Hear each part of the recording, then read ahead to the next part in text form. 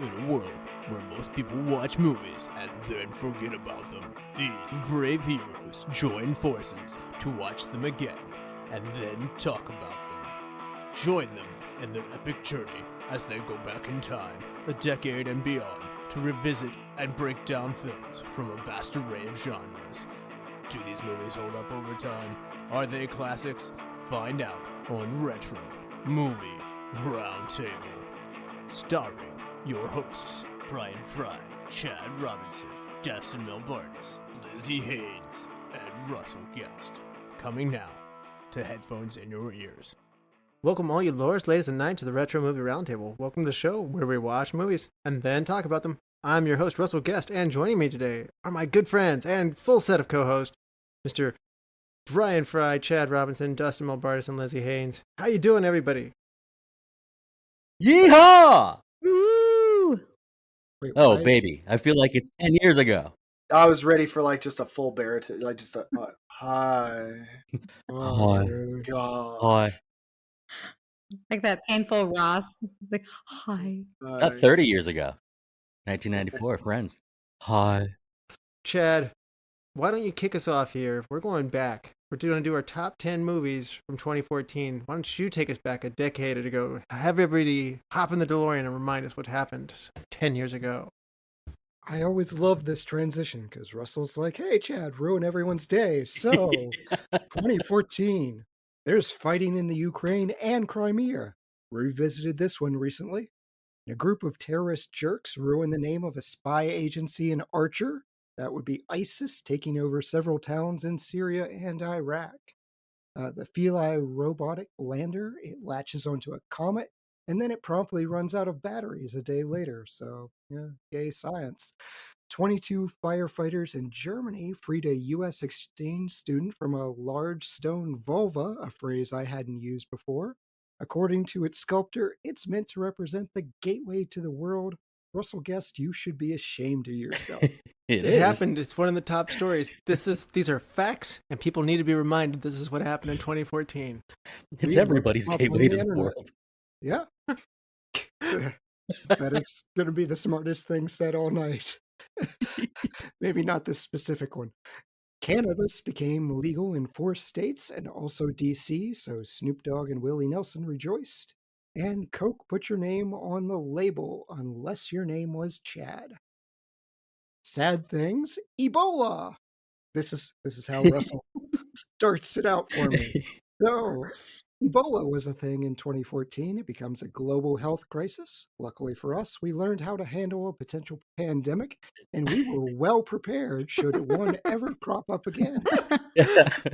Good job, us. Facts. Right. Glad that happened. Less funny, I'm not even going to attempt here. Violent riots broke out in Ferguson, Missouri after an unarmed teen named Michael Brown was fatally shot by a police officer, and then just 10 days later, a New York grand jury decided not to indict the police officer involved in Eric Garner's death. Not great things. Caused a large amount of national protest demanding an end to aggressive use of force by police. Hopefully we're doing better in 2024. March 8th, a Malaysian airline flight from Kuala Lumpur, destined for Beijing, vanished. We are still searching for it today. There's no sign of the 239 people missing aboard. General Motors, America's largest automaker, recalls millions of cars over a faulty ignition switch that led to 30 deaths, leading to congressional hearings and lawsuits. Everyone, and I mean everyone in the automotive industry, learned their lessons. Especially Volkswagen, Hyundai, Kia, and Chrysler in 2015, Honda and Nissan in 2016, Mazda in 2018, BMW and GM in 2019, Jeez. and Honda again in 2020. Those are only the ones that had 1 million plus recalls. Yes, sir. Everyone learned a valuable lesson. Lizzy, why don't you tell us about all the celebrity and pop culture nonsense we've forgotten The about? important stuff. Of course. But first, Chad, thank you for doing your research. I'm really happy about that. Ebola! All right. So our iPhone 6 debuts. The ALS Ice Bucket Challenge was all the rage. First of all, I have to press pause. Did you all do that? I did. Is that something? Yes, No, I did as well. I also did. I donated money instead of ice. Ultimate nothing. What's that? Okay, Jimmy Fallon took over The Tonight Show. Pharrell was famous for his very large hats. Brad Pitt and Angelina Jolie were finally married, And they and said it would never hopefully, last. yeah, that really, we all thought that would really last forever, as well as Kim and Kanye. Sadly, both marriages have since dissolved in 2024. Kim Kardashian's Paper magazine cover shoot, in which she balanced a champagne glass on her behind, that is something that lived rent-free in a lot of minds for a very long time. Conscious uncoupling became an official term thanks to Gwyneth Paltrow and Chris Martin's split. And bunch of young adult movies became all the rage, such as A Fault in Our Stars, Divergent, and The Hunger Games. John Travolta pronounced Indina Menzel's name Adele Dazeem, which he performed at the Academy Award. The wickedly talented Adele Yes. Dazeem. I love the confidence. So too. cringe. Bill Cosby scandal started. Nobody wanted to believe it at first, and sadly, it all turned out to be true. Taylor Swift's major debut album, where she crossed over with 1989, came out, and a new royal baby was announced to be on the way as Kate Middleton was pregnant. Sadly, there's a couple of celebrity deaths. Unfortunately, we had Bob Hoskins, Mickey Rooney, Casey Kasem, James Gardner, Joan Rivers, Philip Seymour Hoffman, and I would say I think we can all unanimously agree that the most tragic was Robin Williams. Tough. Oh, I we know. miss you, Robin Williams. R.I.P. Let's. Can you cheer us up a little bit after that? Let's give us a palate cleanser. What was going on in music? Music time. Hey, everyone.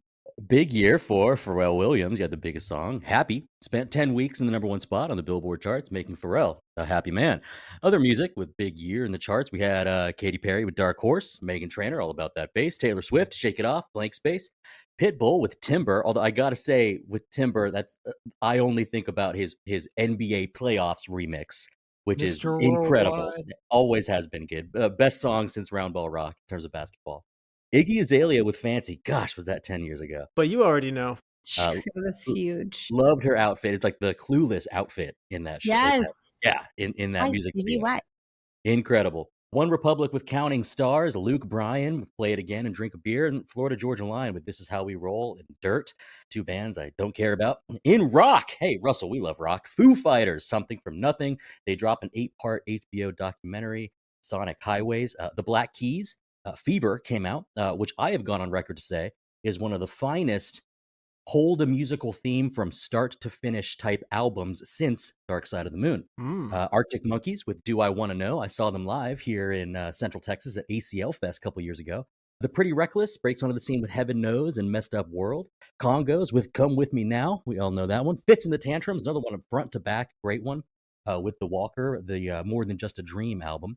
Linkin Park, Guilty All the Same, and Until It's Gone. Gosh, I long for the time that Linkin Park still put out good music. Rest in peace. And Avenged Sevenfold with Shepherd of Fire. This is also the very first year just sliding over to alternate music. Jungle burst on the scene in 2014 with their self-titled album. And then the deluxe version of St. Lucia's When the Night dropped. But we are skipping the weather report and throwing it straight to Bryan Frye with sports. Gotta say, new Linkin Park album out next month. I'm looking forward to it. I like the new stuff with the Emily Armstrong as lead singer. I'm excited. Must listen. Yeah. Listen. Go. I was actually listening to it until it's gone on the way home from work today. All right, so Winter Olympics in Sochi 2014. Norway had the most golds, but Russia took the total at 29. LeBron James returned to Cleveland. I actually feel like that was longer ago.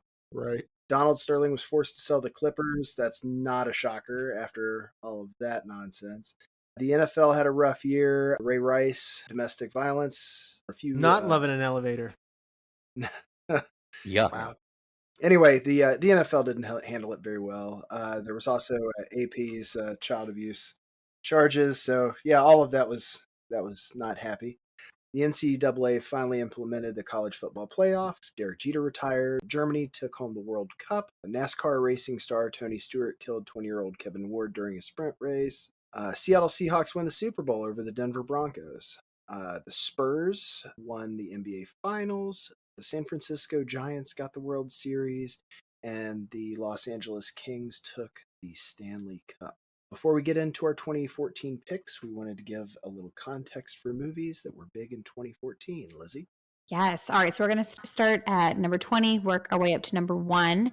Starting at number 20, we have Neighbors, followed by Divergent, Gone Girl, How to Train Your Dragon 2, Interstellar. Coming in at number 15, Teenage Mutant Ninja Turtles, 22 Jump Street, Godzilla, The Amazing Spider-Man 2, Dawn of the Planet of the Apes.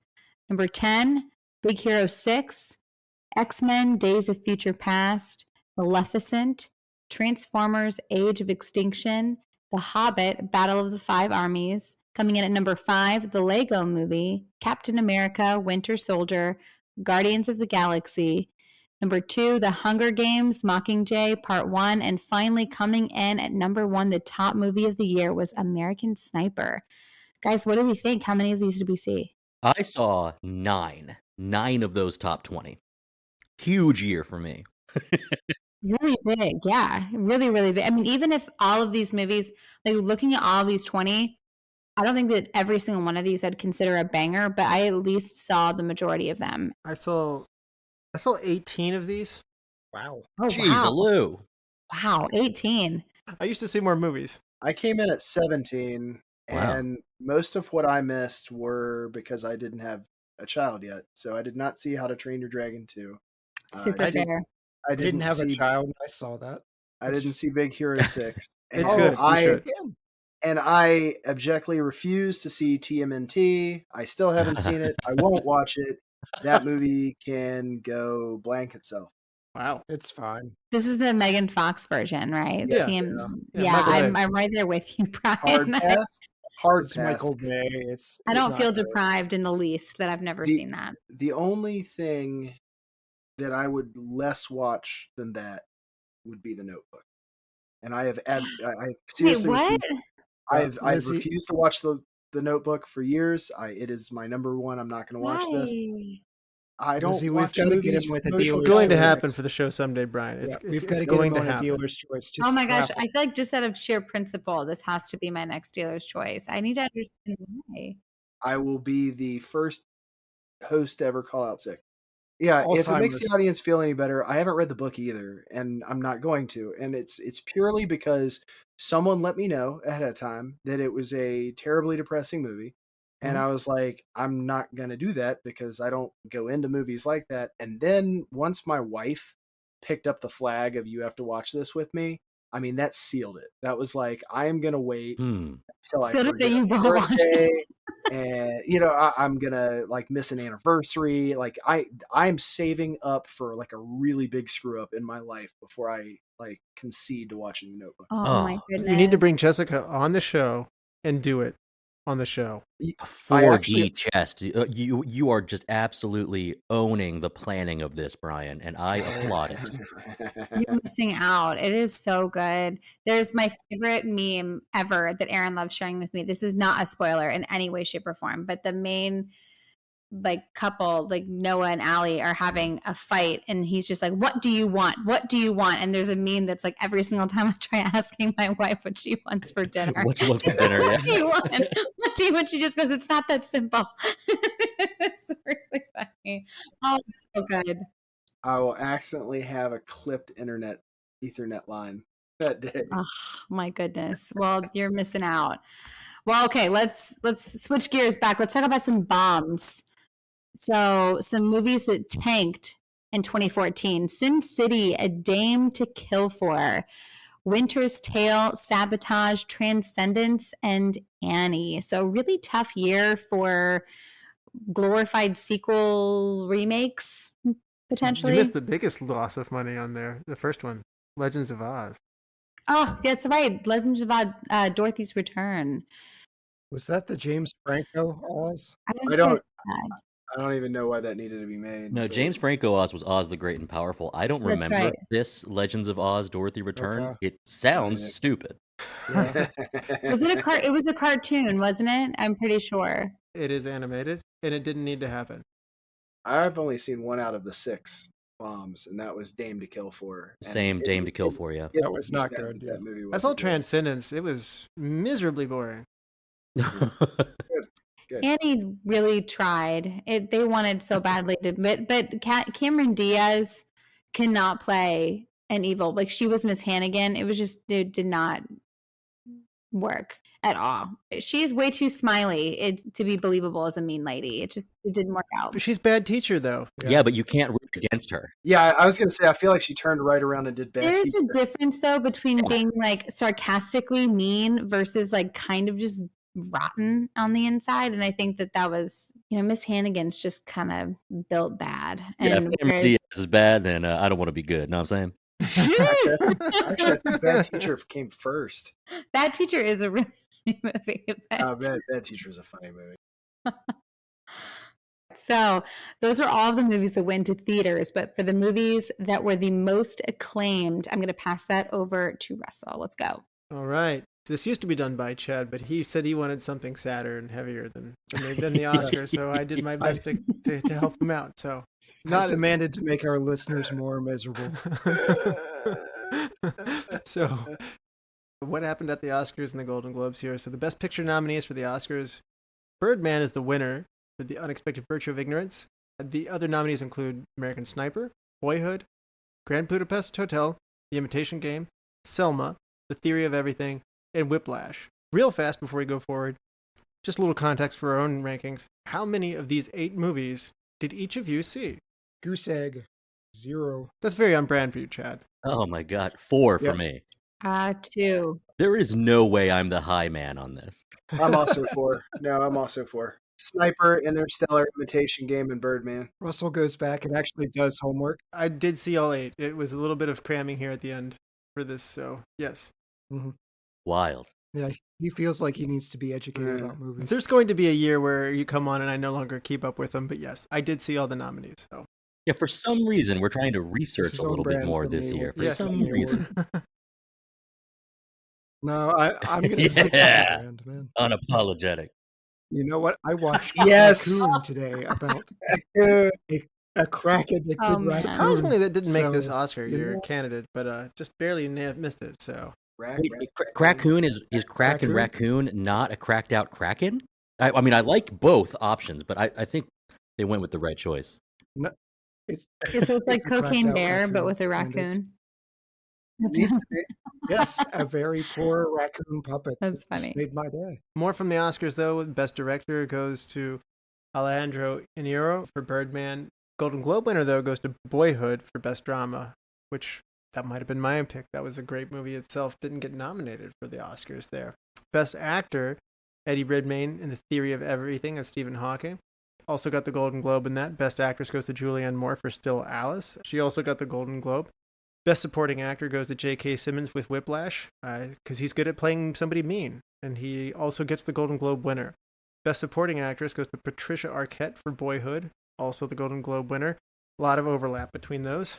The Best Original Screenplay goes to Birdman. Best Cinematography also goes to Birdman. Best Adapted Screenplay goes to The Imitation Game. Best Animated Feature goes to Big Hero 6.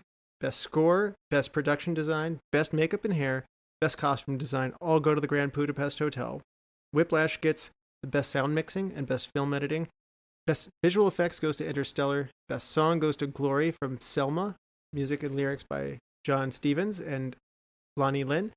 Best Sound Editing goes to American Sniper. And for the Golden Globes, we have Best Musical or Comedy goes to Grand Budapest Hotel. Best Musical or Comedy Actor goes to Michael Keaton for Birdman. Best Musical or Comedy Actress goes to Amy Adams for Big Eyes. I don't know how either one of those are considered comedies or musicals, but that is what the Golden Globes say. Yeah, none of those. None of those should. So for your Oscar count, Birdman had 9 nominations, 4 wins. Grand Budapest Hotel also 4 wins, 9 nominations. Whiplash had 3 wins out of 5 nominations. Imitation Game has 8 nominations, but American Sniper with 6 nominations, Boyhood with 6. So, and your high count from the Golden Globes was Boyhood with 3. So there are your awards. I think we're ready to move on to the main event. That's what the experts picked. But now let's talk about what really matters. What are we picking from 2014? Here are your top 10 movies from 2014 from each of us. We will run down starting at 10, going down. We will go around in order. And if somebody has it higher, you will just say, wait for it.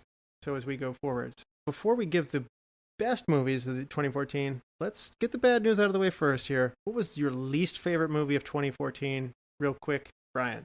Worst movie of 2014 was probably Pompeii. Mm-hmm. Brian? I was so excited to see that Oh, because Kit Kit Harington. Harington was really riding high on the Jon Snow train, and I was like, all right, Gladiator with Jon Snow, let's go. Oh, that was bad.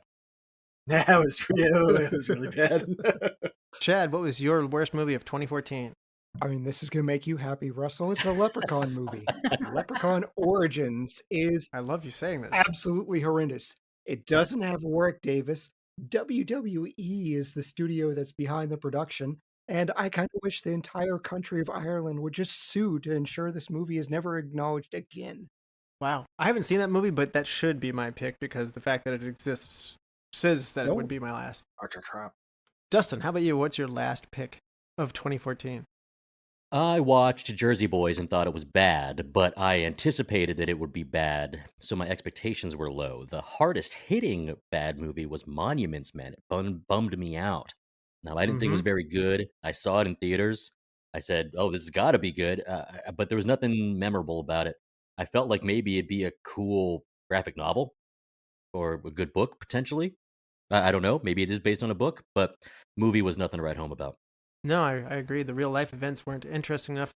Great cast, though, just not used well. Lizzie, how about you? So I feel like the reason why this movie is my worst, you could argue, is what makes it good because I just couldn't simply never ever watch it ever again, and that's Tusk. Okay. That movie was so utterly, I mean, it was truly awful. Truly awful. The subject matter is horrendous and it's so disturbing to watch. And I just like, it was one of those movies kind of like Human Centipede where it just planted a seed that just gave me the gnarliest nightmares and I was very unwell for a while. It was not good and I'll never rewatch it. I would literally rather watch Blue is the Warmest Color like on a loop than have to watch Tusk again. And I really disliked Blue is the Warmest Color. Yeah, now we're talking. That's 3 hours. Right? Who's Oh watching my it on repeat? Oh, I don't know. Not me. I did not like that movie. You don't need to watch it on repeat. It's dang 3 hours long. I know, right? It just shaves minutes off of your life as you watch it too. And I just no, I really, really dislike Tess. I love Justin Long, but not for me. My bottom pick is going to be Space Station 76, which this is not a well-known movie, but it had Liv Tyler in it. Patrick Wilson was in it. We had, I think, Terry O'Connell, a few other familiar faces were in there. It's a kind of 1970s future version where, you know, it's like daytime TV. Like, I thought it was going to be funnier than it was. Meets science fiction soap opera kind of thing. It's weird. My description of it sounds weird, and I got to say, this is not one you have to go out of your way to see. Fair enough. I've never heard of it. Well, some movies that you should go out of the way and see. Bryan Frye, why don't you start us off? Number 10 movie of 2014 for you. So for this one, I went with X-Men Days of the Future Past. Wait, Good man. Chad, I had honorable mention. Brian, tell us about Days of Future Past. This was during Bryan Singer's comeback tour with the younger X-Men cast, and man, I actually think this might have been the best one. I thoroughly enjoyed this movie. In and among the early days of the MCU, so more quality superhero film was coming out, and some would actually argue that it's the golden age of superhero film. But this movie just made me so happy, and I had to include it on the list. I think there may be a few other movies that are more deserving of being on the top 10, but as a fan, I had to slap this in here. I love it. It had it on as an honorable mention. I really dug First Class, and this one made me happy. I actually don't really love the first 3 X-Men movies at all. I prefer this newer one. Yeah, we know. Nuts. I always defend them saying we didn't know how much better it could be when they came out. You know, I was just happy to get an X-Men movie. And, you know, this really changed the game for it. I really appreciated it. Russ is still has that really odious opinion on X2. We all love Everybody Oh, it. it's else, a great it's a movie. great I think movie. We X2 all is love better it. than the first one. Right? Well, and I think Days of Future Yeah. Past is Yeah, better thank than you. First Class. And I I do too. it was my number one honorable mention, and it didn't Really make my good. top 10. I liked it. I love how it jumped. Like it had all of the characters from the original X-Men and then also like James McAvoy. And I love how it constantly hopped back. It really felt like a love letter to X-Men at the time. Right. I think the third one with Olivia Munn and Apocalypse. just the Yeah. disaster of Apocalypse has soured me on this one. Like, It's tough. I can separate First Class, but this one just it got ruined by the third. They did drop the ball on 3. They did drop the ball in 3. It's something that Singer does For well. the second time. He drops the ball Yeah. in 3 really well. But yeah, I agree with Dustin. I think this was the best of this trilogy. I appreciate the fact that he could go in there and acknowledge the first 3 while still making a good film. I think was a feat. Chad, number 10. John Wick. Wait. Stop. All right. Dustin, how about your number 10? Nightcrawler. We'll wait for that.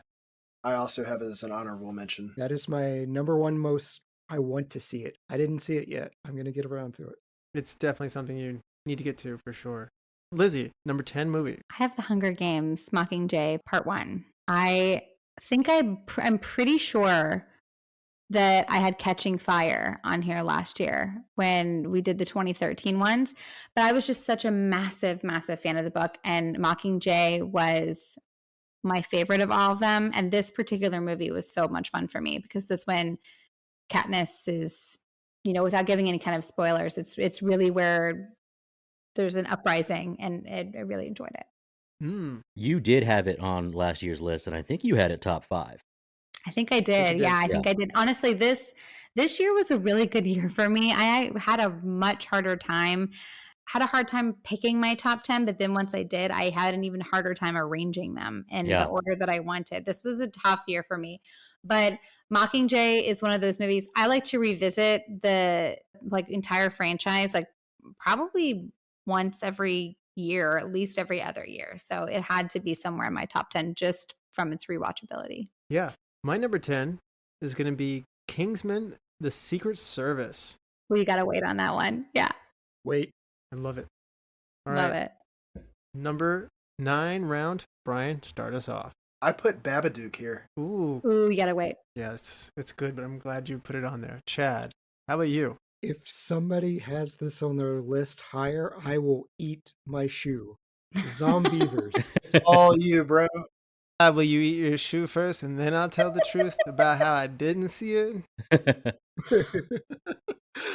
You know what? I'm going to go to bat for this. It is something that should be so much worse, but it is a horror film that knows exactly what it's going for. If you're expecting cinematic masterpiece, just walk away. Just walk away. This is right up there. It's better than Crackoon, but it's just this perfect niche of dumb horror movie that gives me exactly what I need, what you're looking for. So if you are in for just raunchy, dumb horror, Zombievers, check it out. Zombievers. You heard it here. Birdman does not give Chad what he needs. Zombievers does. I gotta tell you, Chad, I'm just looking at the shots from this film, and I have seen this. I have 100% seen this. I was not sober when I did. But yeah, I have 100% seen this film. So I at least can say that, yeah, this happened. It happened. This is a pet project of mine. Once I introduce people to normal horror, be like, well, here is Hold on. You said you'd eat your shoe. I need you to pick whether it's the left or the right. That's up to you, but it is shoe eating time. It's not. It's not high. It's not on my list. Nobody else has not on my it. list. I'm just I saying thought he that said just see I it. looked it up immediately, and I was like, holy crap, I did watch this movie. Okay. I mean, there's a reasonable chance Drunk Fry That's has true. seen any That's- bad movie that I've is ever Okay. watched. entirely All fair. right, that's fair. You have a smart disclaimer I'm there. not I gambling can't chips take on that. responsibility for him. Dustin, number Oh 9. my gosh. My number 9 is Edge of Tomorrow. Ooh, I've seen this one. This is fun. Wait, We got to wait on We're it. waiting it. Live, die, repeat. I'll I'll put my hand on your chest. Hold up. That's weird. Lizzie, number 9. Number 9, I have the Lego movie. Wait. Nice. All right. Honorable mention. Nice. My number 9 movie is Gone Girl, a movie we covered to start the year off. You gotta wait. Wait. Waiting for it? Mm-hmm. And we are going to start off the number 8 round with Brian. I was hooked on a feeling, so Guardians of the Galaxy. Wait. So much fun. Chad, your number 8 movie, This is where I have Kingsman. Kingsman: The Secret Service. Still have to wait. We're waiting. I Ooh. love it. Good. Dustin, how about you? Number 8. Me and Brian had Guardians of the Galaxy both at number 8, but we both have Nice. to wait. Lizzie, what is your number 8 movie? My number 8 movie is That Awkward Moment, a rom-com with Zac Efron. It is, you guys really ought to watch it. That's probably Fry a good drunk movie, I would say. Yeah, it's a good drunk movie. It's just silly. Miles Teller before he was Top Gun famous, Michael B. Jordan, Zac Efron. And it's just like I don't even really know how I would describe it. It didn't get a lot of popularity, but it was just a super cute, cozy night in rom-com. I loved it. I have seen this movie. I wasn't drunk, but I've seen that movie. I've seen that movie too. I like that you said that this is Miles Teller before he broke it big, but this is the year Whiplash comes out, and he is super huge. This is the year where it happens. He was in Divergent too. That was not. Yeah, but he was the jerk in Divergent. He didn't really get like his moment to shine as like main character energy. He was like definitely an important character, but he was kind of the bad guy. So he was just, no one liked him, really. This was his time to shine in That Awkward Moment. I didn't take him seriously until Whiplash came out, and then I saw Whiplash. I was like, oh, Miles Teller. You have abilities I was not aware of. My number 8 movie is Interstellar. You gotta wait. Hold up. Okay. Brian, what is your number 7 movie? Start us off. This is where I've got good old John Wick. I'm surprised you don't have this higher. I am actually, too, given yeah. Wait on that, Brian. This was a good year. This was a tough top 10. Dustin says wait. Chad, number 7. What We Do in the Shadows. Oh, this movie's fun. Anybody else have this? Honorable mention. Chad, tell us about What We Do in the Shadows. I think there's people who need to know about this movie. Oh my goodness, and especially with the show. This is Taika Waititi's mockumentary of vampires in everyday life. It's very much in the same style as The Office. It's clever, it's funny. Spawns one of my favorite TV shows. The series is great. I still use the "we're werewolves, not swearwolves" That's a good line. It's a blast. I love it. I love that you have it in there. It didn't make my 10, but it's a lot of fun. I think you came over to my place at one point and we'd watched 3 horror movies. This one was the standout of the night for me because it just had a lot of fun with it. I love this movie. Thank you for introducing it to me. It's so much fun. Yep. Number 7, Dustin. My number 7 is The Imitation Game. Wait. Yes. Wow. All right. Lizzie, number 7. I have Annabelle. I had fun with Annabelle. I think this movie sometimes gets a bad rap. Yeah, I think so too. I think it's underappreciated, much like the movie that you put on earlier with As Above, So Below. Both of these movies in this year are better than, I think, get their due. Tell us why you have Annabelle in your 10, though, Lizzie. Oh my gosh. Well, first of all, I love the entire Conjuring universe. I think that the Conjuring itself completely rocked my world. And of course, it's that movie that we're introduced to Annabelle. So it's a complete prequel story of its own, just talking about the origins of Annabelle and how it wound up with Ed and Lorraine Warren. And it's just so creepy. And it has a little bit of Babadook undertones to it that they really talk about, like the power of a mother's love. It's really, I think, slept on. It's not as good as The Conjuring, but I don't think it deserves to be dismissed.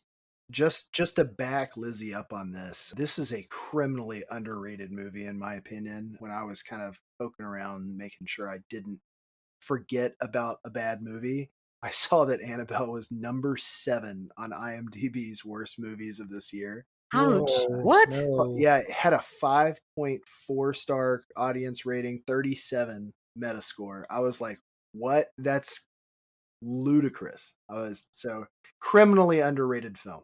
Agreed. I'm with Criminally. Lizzie.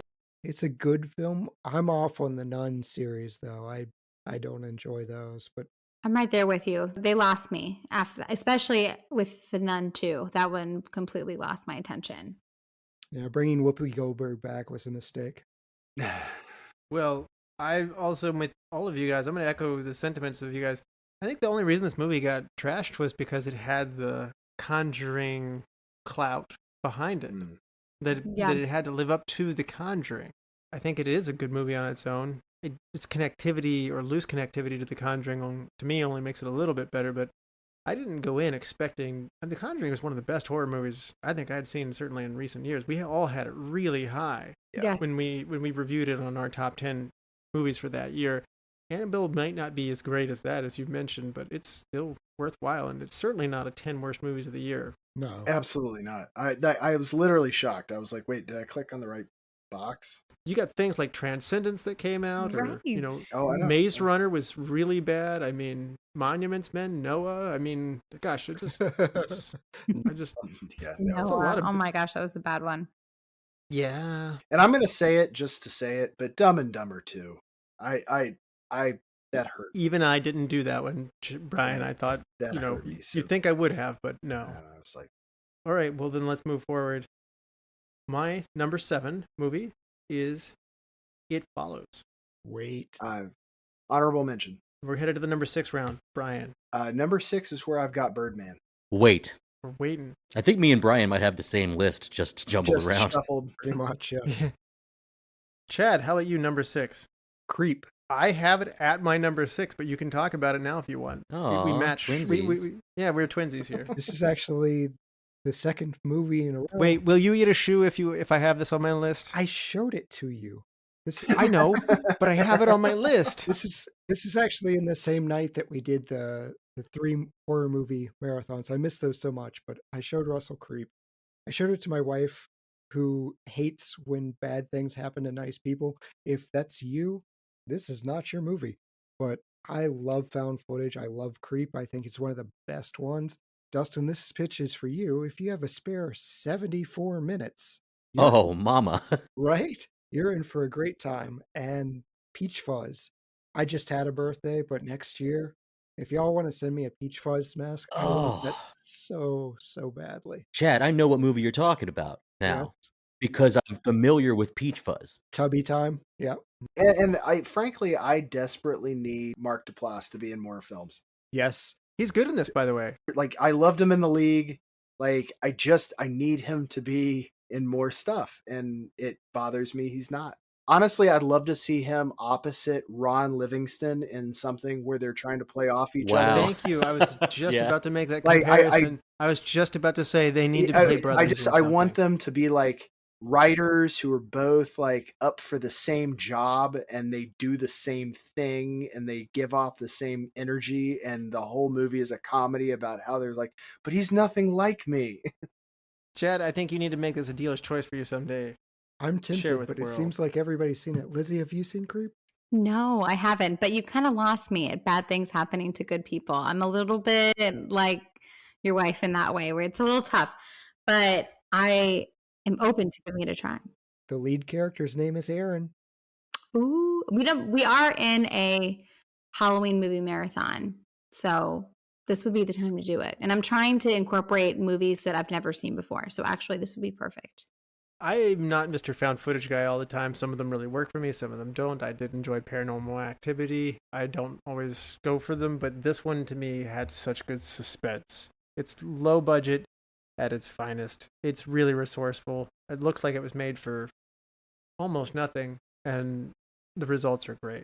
Know as little as you can know about it going in is all I'll say.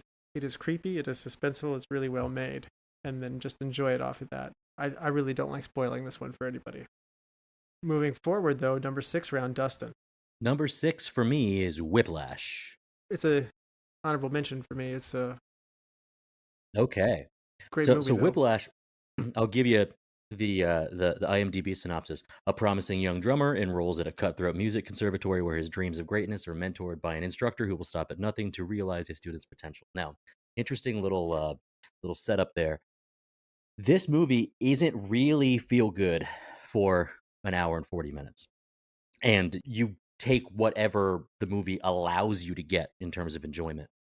But this will touch with anybody that had a professor or a mentor or a boss that drove you or rode you hard.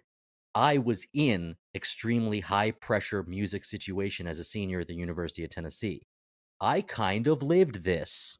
And there's a lot of people that lived this way harder than me. And that's strange to think that it's true, because there's people that would watch this and say, this is kind of overdramatic. I think all of us are familiar with Whiplash. Is that right? Mm-hmm. Yeah. So we know that, yeah, it's J.K. Simmons driving young Miles Teller like bonkers, but it's shot beautifully. The jazz music entwined in it is delightful. When the movie decides to give you something, because otherwise you'd be wallowing for an hour and 50 minutes, but when it decides to give you something, it's very well taken. I think it deserved a lot of the accolades that it got. It's not one that I would say I would be like excited to rewatch, because it kind of put binds on you. You almost want to break free from this movie when it's putting the screws to you. But that is a feeling that's like kind of the same where you might like with horror, where it's like, oh, I kind of can't look away. So it's a big endorsement for me, but there's a reason it's not that high on the list, because there's a lot of other things that you would have a better time watching. I think it's just worth your time, audience. Somehow in my mind, I got years mixed up. I really thought this won a Best Picture. It didn't take as much hardware away. This one stuck with me, though. It did win 3, so it's not like it didn't win a lot. J.K. Simmons got an Oscar, and he totally deserved it, but somehow this one stuck with me more than like Birdman did. Or, like, I would say this was one of the most memorable movies of the year, to your point, Dustin. No, I don't have to go relive it. That tension that you mentioned is really, there's not a lot like it. I'm not that familiar with the world of competitive music ensemble.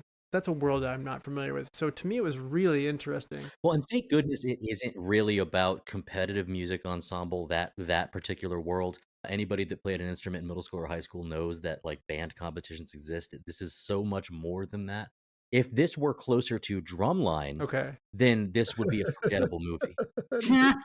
Instead, it's about a very particular type of torture, and that is strange to give credit for. But I've said enough. It's good. It's worth your time. Number 6, Lizzie. Okay, so I put a guilty pleasure on here. Another rom-com. I think it's my only one, my last one, I should say. And it's The Other Woman. I loved it so much. I've seen it. Yeah. It is a fun time. Oh my gosh, it was so cute. I mean, the story's been done before. Woman finds out that her husband's having an affair and befriends the woman, and then they have this sisterhood and decide to get back at the husband, and the chips fall where they may, and it's super messy and fun, but it is so smart. This is, to me, like where Cameron Diaz shines. We were talking about her earlier in Annie, and this role where she's self-deprecating and funny and sexy and cool, like that is just where Cameron Diaz shines. And Leslie Mann is such a hot mess. It's amazing. And like Kate Upton, and it's it is such a fun movie, but really truly at its core, like, of course the like revenge plots are funny, but it's really more than anything such a fun movie about like how your friends can become like your family, and it's just such a fun ride. And that is another movie that I revisit quite often. I love it. I think you handed us The First Wives Club at one point, Lizzie, which was a pretty heavy, like a heavy situation. I prefer this version where this is a lighthearted version of the same thing. So. Yes, it's a lot less doomsday, if you will, than the other. Well, yes, than The First Wives Club. But you could argue if First Wives Club was never around, that there would never be The Other Woman. Yes. So, we must thank the First Wives Club. Absolutely. It was more of a dramatic telling, and just like we said, like two versions of the same kind of premise. I'm always going to choose the comedy. Agreed. Yeah, but I love it. I think this movie is just like chef's kiss, perfect rom-com. Love it. Number 5 round, because I already shared my number 6 of Creep. Bryan, kick us off. We're up to the top 5 here. This is where I've got Edge of Tomorrow. All right. really high on here. Dustin, you had this one Yeah, earlier, I right? did. Brian, take it away. This is a really I actually find this to be an underrated movie too. I feel like a lot of people found this movie 5 or 6 years after it came out, and I watched it that year, and I was like, this is a really good movie, and I kind of like approached some people with it. Maybe they watched it, maybe they didn't. Maybe I didn't push hard enough. I don't know, but I was like, yeah, I guess that's just going to be one of those Tom Cruise movies that I liked and, just didn't really get credit. And then I feel like 5 years later, people were like, dude, have you seen this Edge of Tomorrow? And I'm like, Yeah, I've been talking about it. Brandon's like, it's a movie. I've seen Yeah. it. so like it was so strange to me how this movie got popular way after it came out. I just thought it was excellent. It was a great premise. Premise, atmosphere, the Yeah. devices used, The comedy. It's got I was comedy gonna say to it. that it's a great thing when the humor is so welcome and it feels weaved into it naturally. It is a Tom Cruise movie, though. I will say Emily Blunt's character and presence in the movie feels very strong. Mhm. She's not a side character; like she's important, and the world, like it seems important. 2 years ago, might have been last year, but I had Looper on one of our lists, and this reminded me of that movie where you are presenting sci-fi that it's not a brand new device like going forward or skipping around in time, but it is welcome. And this is something that I saw in theaters and I said, for me, the experience of this 2014, I must have seen a movie every month in theaters, and that's extremely high for me. And this one was very high on that experience level. So I know that some people will reference it, be like, "Oh, you mean just like Groundhog Day in space?" It's like, you know what? I'll see Groundhog Day in space. It's not as much of a denigration as you think. It's pretty fun. I also, like Brian said, I got to this one way late. I don't remember you specifically recommending it to me, but it is funnier than you would think. And I don't think this movie was marketed properly. No. It was ambiguous with how it was marketed, and it was very serious. And it's a lot more fun than it looks like. And furthermore, I know Tom Cruise being in movies puts butts in seats and sells tickets, but I don't know that he was the right man for the job. I found myself sitting there going like, wouldn't this be funnier, like, or just better suited for somebody like Will Smith or Jamie Foxx or somebody else who could steer into that fun of it. You have to have some serious acting ability with it, but just the ability to also cut into the humor side of that. I enjoyed this movie, and I kind of wish Tom Cruise wasn't in it. I don't remember exactly what happened, but I know one of the marketing issues that they had were two working titles for it. Initially, it was branded as Live, Die, Repeat, and then they went with Edge of Tomorrow for theatrical release. You'll still see Live, Die, Repeat on its DVD cover, or at least one iteration of its DVD cover. So I think there was some name swapping happening at one point in this, and that may have led to some of it. But to your point, Russ, I mean, sure, I guess I could see somebody else doing it. But like in Tropic Thunder, where you get to see Tom Cruise really like letting loose and being able to make fun of himself a little bit. He's Yeah, unrecognizable but there. I'm just saying that I'm not sure where this falls in the Mission Impossible timeline, but where the Mission Impossible movies with Simon Pegg, he's really using facial expression to be kind of funny. I feel like this is part of his intro into being a little bit more lighthearted of a character. Right, Chad, number 5. 22 Jump Street. I'm glad somebody had it. I kept thinking about it. Like I was like, yeah, but I don't. Comedies don't make it a lot on my lists, but I'm glad you do it. This is a good sequel. Yeah, it really was. This is an unusually good sequel. Chad, tell us about it. Why you have it at number 5. I have no optimism that Russell wasn't going to make me wait on this. I can't believe it. So, yeah, I think it's the rare sequel that pretty much it does the same thing as 21 Jump Street, but it's still funny.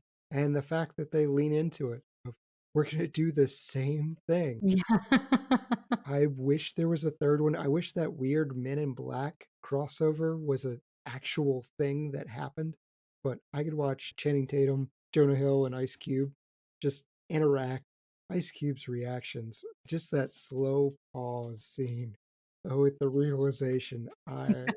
Yeah, I'm gonna go out and say that is the funniest scene of the year It's in so this funny. movie. It's that click, click, click, click, click, ding. oh, oh! I mean, just watch him like he's like dancing around the thing, and he's like, Yes. yeah, but I could see how that's really disrespectful. This is Bryan Frye's entire personality encapsulated in like 2 minutes, right there in that scene. You guys. I love it when they're leaning into what sequels are, action sequels of we just got to do everything again exactly the same or bigger. Like we have to do it more expensive. We have more money, so we have to make it expensive. Like in the middle of a chase scene, they drive through a building, and it's like that all seems really unnecessary and expensive. Like they just like they're directly saying it to the camera. This is one of the things that even 21 Jump Street did, but they called it out so directly, and they were so meta with it, and they had so much fun with it. This is how they managed to make a sequel out of it and have really good success, I think. The first one is better, but to have success on the movie of that nature with a sequel is really hard. And I'm with you, Chad. Sign me up for a third one. Yes. This was the second movie with Jonah Hill where the credits scene made me laugh so hard that my stomach hurt. The first was super bad. Yeah, I saw his drawings. Yeah, and the second one was this. Just like, please stop. I was like, please stop it. Is this the one that has the two drug trips going That's differently? the first one, I think, right? Where it's like you have all these different stages. Oh, yeah, on the Wi-Fi. The trip, yeah. This is the one with all the alternate movies in the end, right? Yeah. Okay. He's like listening to Creed in hell. Why is yours so much happier than mine? That's what I was talking about. The two trips going differently. Okay. Yeah. I think about that one from a meme standpoint frequently. I'm like, why is this so much worse for me? That's a great scene. Oh, Chad, I'm glad you brought this up so we could relive it. I don't know how it didn't make my top 10. This is an incredibly good movie. I love everybody's movies. Trying to be the professional artsy person. He's like, I'm only going to select Academy Award winning stuff in my top 5. It was so hard for me to make this list. I was like staring at it and I was like, it needs to be there, but I've got other stuff. It's a really good year for movies. Yeah. All right. Number 5, Dustin. My number 5 is Gone Girl. Ooh, wait. All right. We're still waiting. Wish somebody had covered that on a podcast. All right. Lizzie, number 5. This is where I went with my most recent dealer's choice, As Above, So Below. Honorable mention. Also honorable. I had a lot of fun with this episode, revisiting it. Tell us about it, Lizzie. Again, underappreciated. Lizzie, this is a theme for you on this episode. Movies that didn't get their dues. I'm so deep. Yeah, I really loved this movie so much. I'm not crazy into found footage films. It's not my favorite genre or subgenre of horror, but I really, really enjoyed this movie. And I went into it a lot on our episode, but there's so many really neat layers in kind of references to Dante's Inferno that I think are super fun. And then even without those, I just think it's a scary, fun ride. And this is one of those movies that kind of teeter on cozy horror a little bit for me. And because of that, I've seen it probably way more times than I honestly should. Like it's a really good one for me. Man, if I could only hear you talk about that for 90 minutes. Right? I know. You can somewhere. I enjoyed that episode more than I enjoy the movie. That's one I keep revisiting thinking, maybe I'm thinking of a different movie, and I enjoy this one. I like it okay. But I really liked the episode. That was fun to hear you guys talk about it and have people that are really passionate about it. So yeah, definitely check that episode out. I'm surprised you don't like this one more. Just simply the atmosphere, where it was shot. I mean, it's incredibly done well. I love the atmosphere and where it was shot, and it is one of the creepiest concepts ever, and it spoils it, and I'm frustrated. So if you want a movie that gives you creepy underground atmosphere, go watch The Descent. That's the movie. Okay, that's also a good movie. I mean, I was going to say, or it's not as good Cousin the Cave. Oh. If you wanted a disappointing sequel, you can watch Descent too. Do that. I did that and thought... Didn't do it. Didn't do it. I remember being I think just 10 minutes into it, I said, the acting's not going to be as good. I hope it gets better when they get in the cave. And then about 10 minutes into the cave, I was like, I'm going to stick this through. I don't walk out on movies, but it's not going to be better now that they're in the cave. So, so my number 5 movie is Nightcrawler. Oh, awesome. This movie is exciting. It's suspenseful. It involves like a character study of a really off individual, and that's really interesting. Great acting performance. I didn't know Gyllenhaal had this in him. This movie changed how I viewed him. I mean, I might have unfairly said like this is the Prince of Persia guy. That left a bad taste in my mouth to some degree. And then he goes and does this, and he goes like, wow, this guy's got something to offer. The movie's really well made. The lights, the filters, everything, the atmosphere on it's really great there. I can't say enough nice things about this movie. Don't spoil it for yourself. It's definitely a serious movie, if you will. So don't go in thinking like it's going to be like a fun ride, but it's very well made, really interesting, and I couldn't stop thinking about it. Like I've revisited it and it holds up really well. So there's not. I want more movies like this. This is good.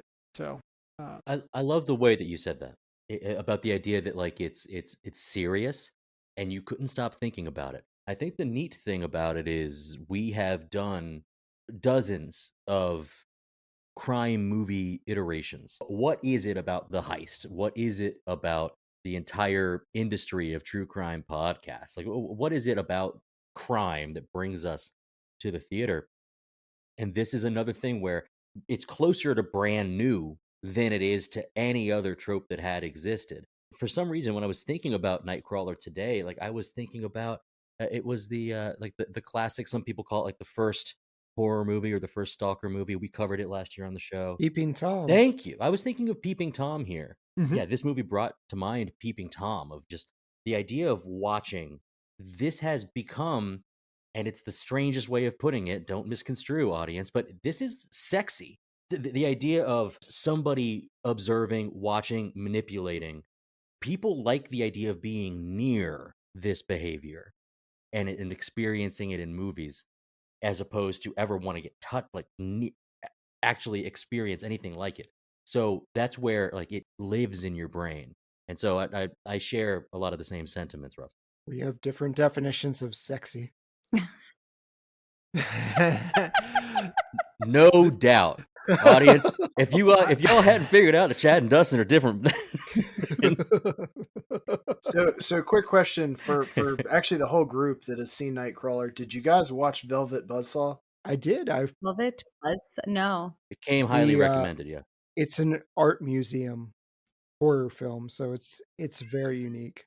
I absolutely loved it. It's writer and director of Nightcrawler. It was a take my money. I mean, it was a Netflix thing, so you did not like you're going out to see it, but I was just like, yep, I'm watching that, and I loved it. It's described as like Gyllenhaal's more dramatic, more. It applauds his performance. This seems like a Frye movie. You haven't said much on this one, Frye. Oh yeah, definitely. It's on my honorable mentions. I had too many things, and I changed my top 10 all the way up until the beginning of the show, where I was like, ah. Lizzie, have you done this one? I saw it once. Yes. I don't remember thinking that it was sexy, but I did. But I did remember it. It was one of those movies that I saw it once and I didn't feel the need to revisit it. I remember feeling very uneasy when I watched it. And I think for that, I can appreciate, Dustin, what you're trying to get at is that sometimes there's this ick that we can get, and that for some strange reason, because we're watching it we're not actually experiencing it in real life, but rather we're watching it from the comfort of a couch, we somehow feel comfortable with it.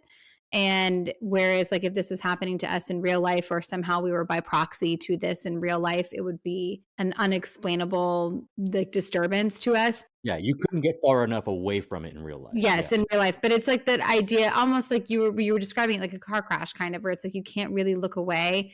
And again, because you recognize that none of it's real, it kind of cuts through the ick and kind of just allows you to watch it almost from like the vantage point of your protagonist, kind of like we're almost like you're a extended voyeur in that way. So I remember thinking it was interesting, but I never rewatched it.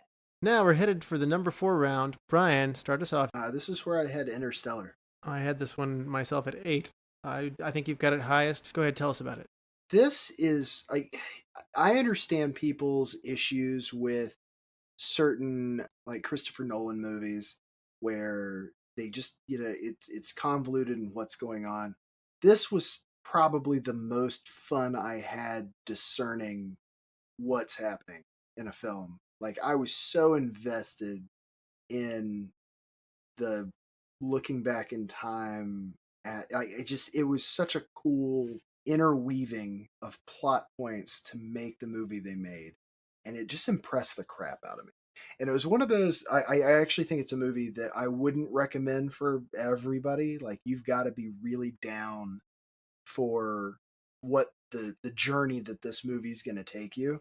And I wouldn't even say that you have to be a sci-fi fan to enjoy this movie. It's just a fun trip and beautifully done. It is. Yeah, I don't know why I didn't see this because it did interest me. I feel like there was a Matt Damon film around the same time that I was Yeah, The out. Martian. Yeah, thank you. And for whatever reason, it was just like there were too many space movies. There were 2 of them, and that was just too much for me. Many- So I'm out. many space movies. You also didn't Life come out right around here with Gyllenhaal? Okay, if there are 3 movies around like a think Life 5-year came out. span, These are different. Yeah. These are different yeah, years. these are by all the way. different years. There's no Martian I this year. cannot But go on. tolerate this. My brain can't. So it's just I'm out. I loved Interstellar, and I've met people who might not they get stuck on things, or it's too complicated, or maybe it's pretentious. But to me, it's beautifully made, really well acted. The visuals are outstanding. This movie will make you think. In the same way that I just said Nightcrawler makes me think, Interstellar makes me want to revisit it. It makes me go back and experience it in different times. It's not a short watch, I'll admit, but 2 hours and 49 minutes, Russell. Oh, I'm out. yeah. Well, it's time It well is. spent. I will It's say so good. it's worth it. I wanted to see it, man. God, it's 2 hours and 49 minutes. It's tough for me. Well, Yay. let me put it this way: you'd be watching 2 movies in that time, in theory, but I can't figure that you'd get 2 movies that are going to be significantly Yeah, better. but I than could this get movie. 4 And, episodes of Taskmaster in. You can watch Well, I can't. Yeah, I'm my TV can game's watch weak. Creep. There's no doubt about that. 74 minutes and then I will watch Creep for sure.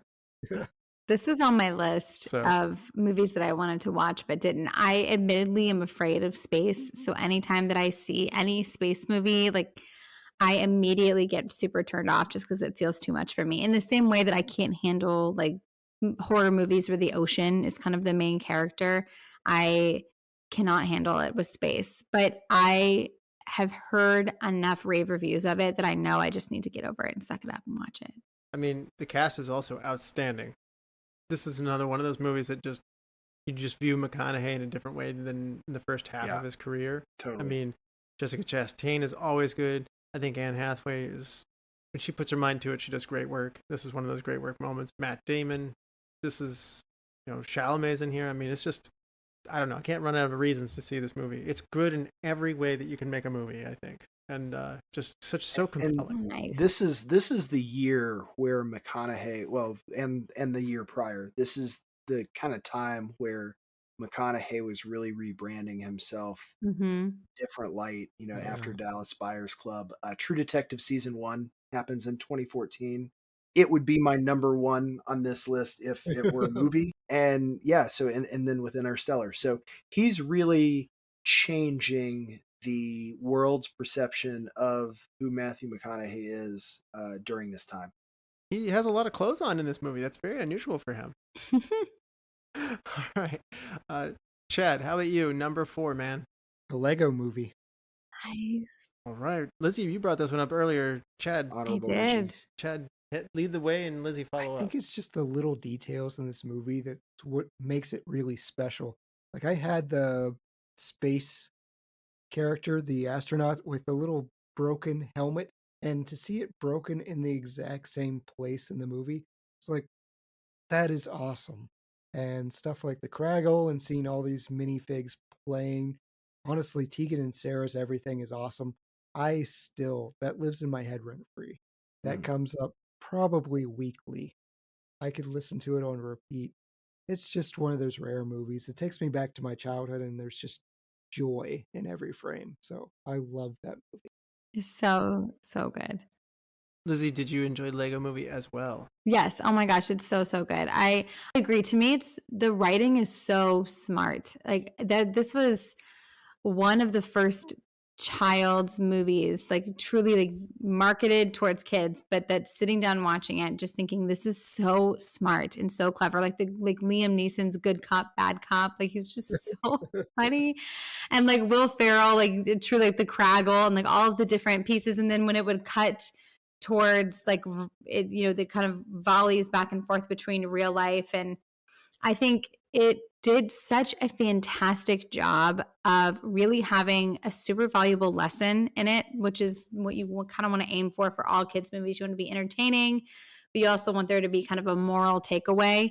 But also you want the adults to want to turn the movie on and want to enjoy it. And for me, I was not a huge Lego kid, but this rocked my world. I was just absolutely obsessed with it. My husband was too. Wilder loves this movie. The second one was not bad. I mean, it certainly wasn't as good, but with all intents and purposes, lots of sequels tend to be trash. This one was not.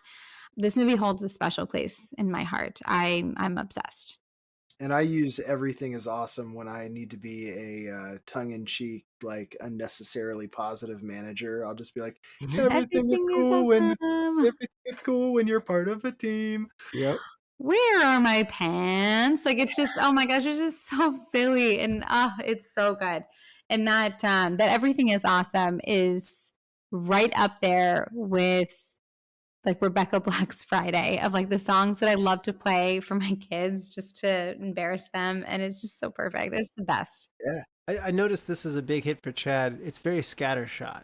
It brings in a lot of little characters and cultural references and stuff, and fun voices pop in a lot. I remember you were a big fan of Scott Pilgrim, so I'm Yes. guessing this scratches that itch a little bit for you, Chad. Absolutely. The heartwarming scene with Will Ferrell. I'm not the biggest Will Ferrell fan, but when they transition to real life, I didn't see that coming at all. And it's just such a sweet message of adults. Hey, stop loving order, stop loving everything to be right in its place, and just play with your kid. So Let your true. kid run away with their imagination.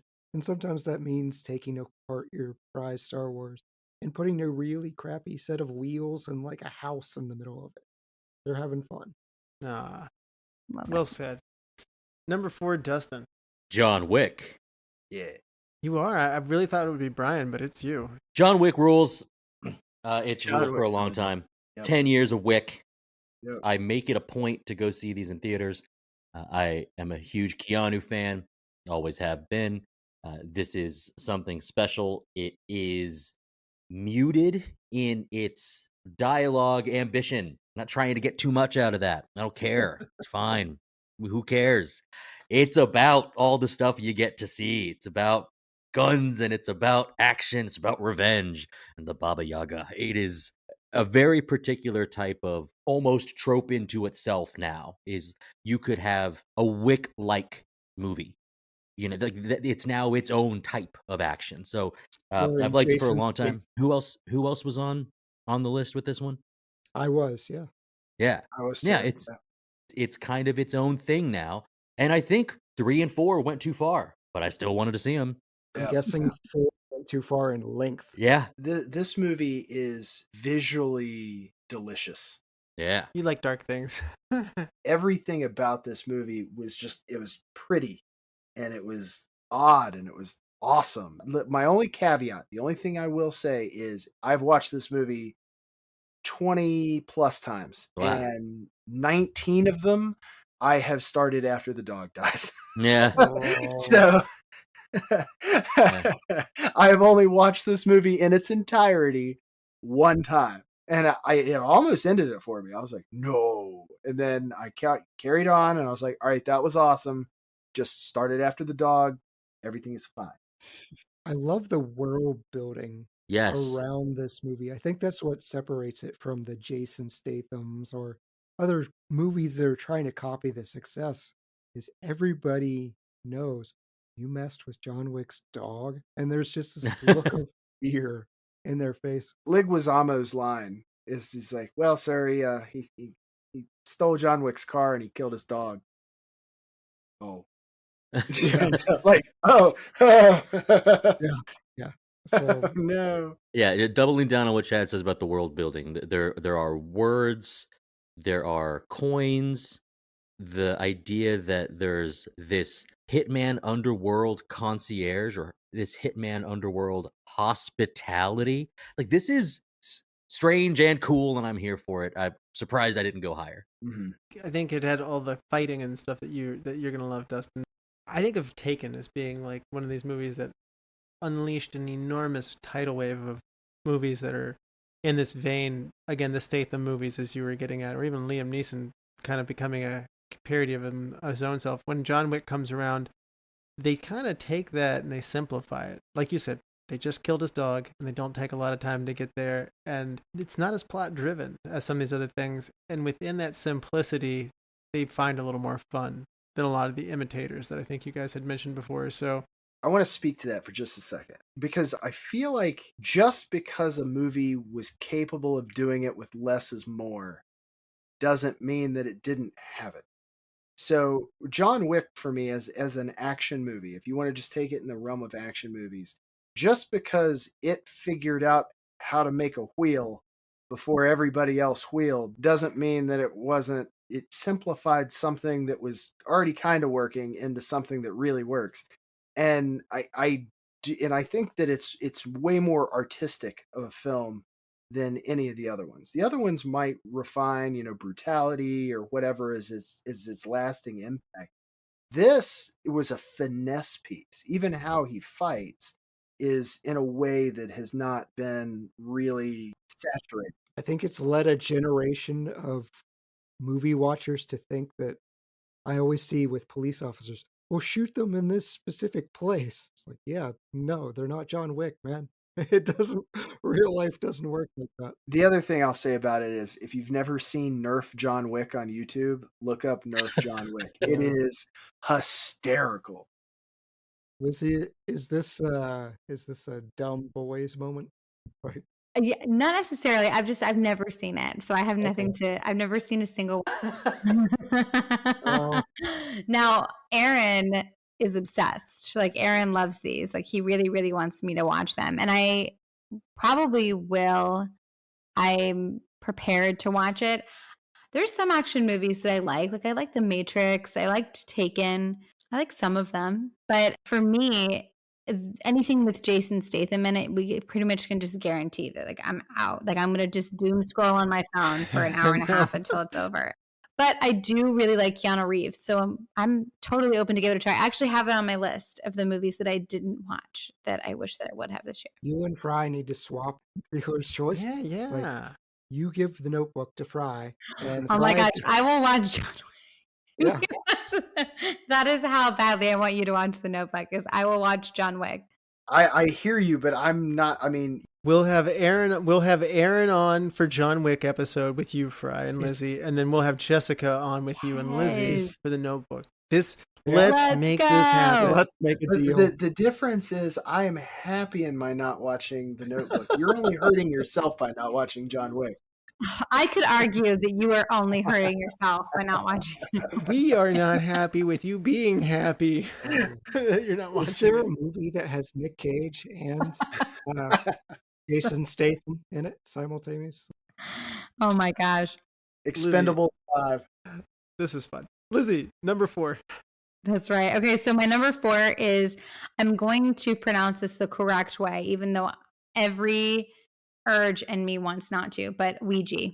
I want to say Ouija so badly, so badly, but I put Ouija on my list because it is the pure definition of cozy horror. Like, it is the literal definition of it. It is so cheesy in all of the best ways. A bunch of friends find a Ouija board and friends in high school. One of the friends tragically gets into an accident, and then they start to realize that all of these horrible events are connected to this Ouija board. And then they made a sequel to it, which was actually, more of a prequel to it, Ouija, or Origins of Evil, I believe is what it was called. And that actually was really good. I think it was actually far superior to the first in terms of like the actual quality of the movie. But it's just such a fun watch. This to me is like, if I'm bored and I just need something to listen to that I've seen already, and I don't actually have the bandwidth to sit and watch a movie, but I want something in my ear while I'm cleaning or unloading the dishwasher, what have you. This is one of those movies I'll gravitate towards. I've seen it enough times that I can just get away with doing that. And it's just like a fun time. I don't know how else to describe it. It's just like the perfect definition of thrilling. And then when it's over, you just carry on with your life. Not scary at all. It's perfect. I love it. Do you think kids do Ouija boards anymore?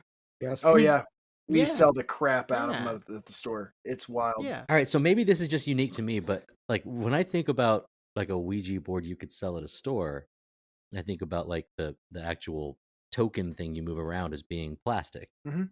Did you guys ever play one with a wooden board and an old like a I won't do metal? that. No, I would not Yeah. do that. I would buy one. So that was the one that we found in the attic, and like that Yeah. was the one that we had friends over to play with.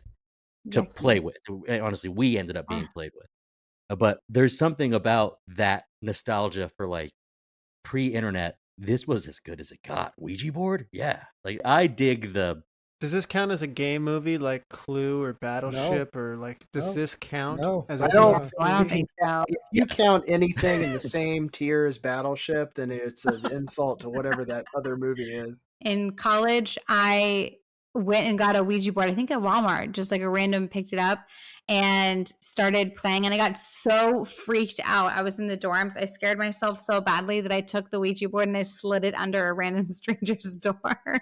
Which is And the then creepiest thing you Funny, can but do. mean. Awesome. Take that, Awesome. Curse. Yeah. it just moved on with my life. It was just probably one of the 2 doors down. Not here. Lizzie, just to make sure everything is fine, made several copies of the ring tape and distributed it around the local high school. Yeah. It was such a terrible thing to do in hindsight. I was just like, oh my gosh, get this away from me. What do I do? Just put it here.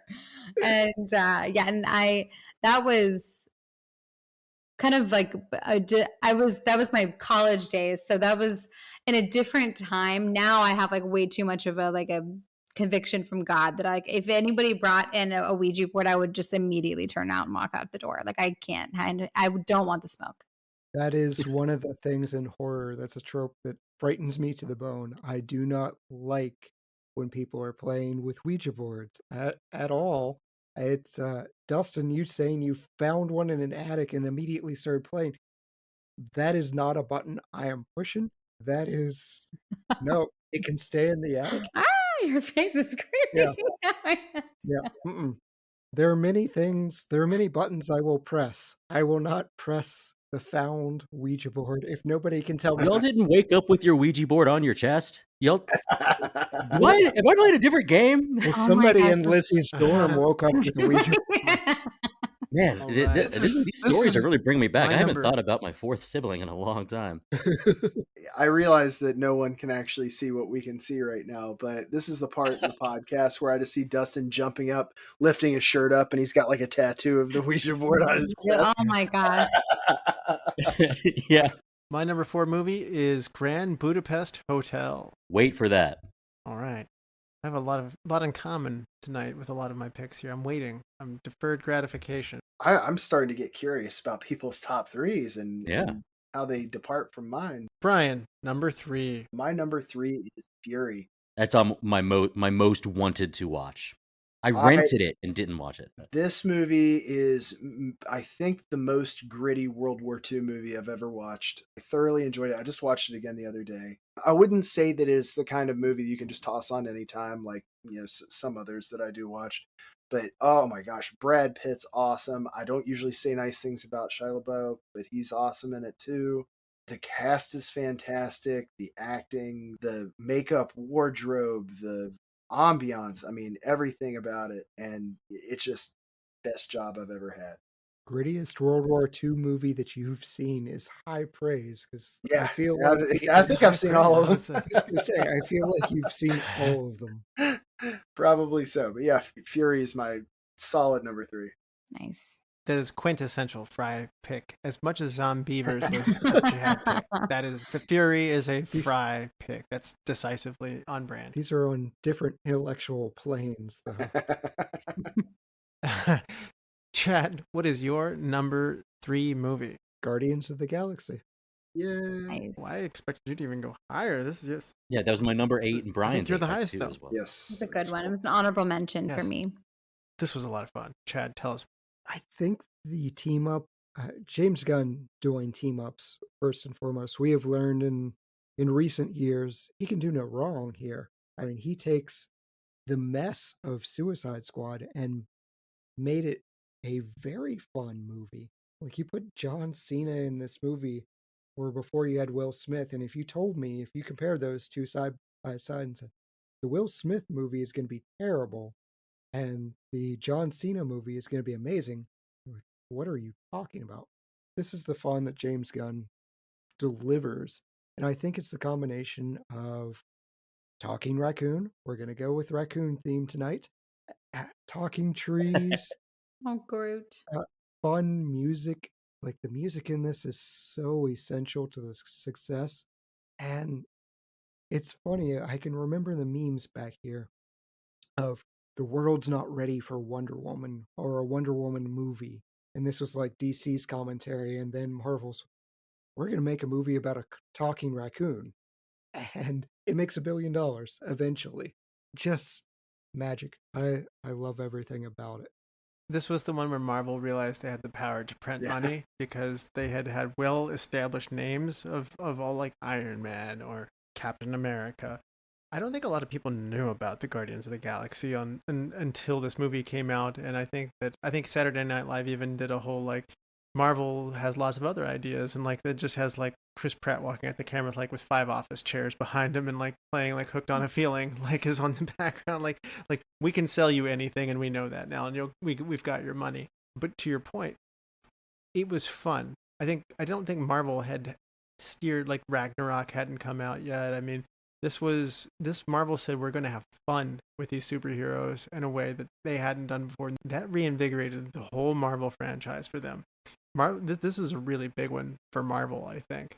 Without it, I don't think we'd still be watching. Well, I'm not sure everybody's going as vociferously to see every Marvel movie as they once did, but this kept the energy in that gigantic, huge money-making franchise that propped up movie going in the theaters for a long time as much as it did. It's fun and exciting. I just wanted to speak on the soundtrack for a minute. This is still one of the top-selling vinyl at my store. It should be. It's Yeah. good. Volume 1, I mean, the other two didn't do subsequently the same, but man, Volume 1, we're still selling the crap out of this album. I know people were going to see these movies, but Brian probably had a similar experience as I did because I knew these characters. And for the first time in my life, like people were coming to me and saying, tell me about these comic book characters, who they are, tell me about the villain, about these Easter eggs. And it was just a shift in culture of y'all picked on me through all of high school for knowing this, and now you want to know about Ronan the Accuser? Like Right. it was just, yeah, it was a complete shift, and just it's been so strange watching the world. I even think I texted Chad at one point, like when it was announced, and I was like, you seeing this? Yeah. Like, you want to talk about like me just desperately wanting X-Men movies to get made, and then I was like, all right, we're getting Guardians of the Galaxy? That's what's up. Lizzie, had you done Guardians? Yes, it's an honorable mention for me. I loved this movie, and I was huge into Marvel movies. I've mentioned it a couple of times on the podcast, but I've had some fatigue over the years, so I've taken a big step back. I started to have a little bit of fatigue right around this time in 2014. You know, so many of the I didn't get into Captain America: Winter Soldier and some of these, like, just the pump out sequels. And so I started to get a little tired of the formula. And I feel like this movie, there was kind of a like a renaissance for me, if you will. Like there was like almost like a little bit of a rebirth in this, Yeah.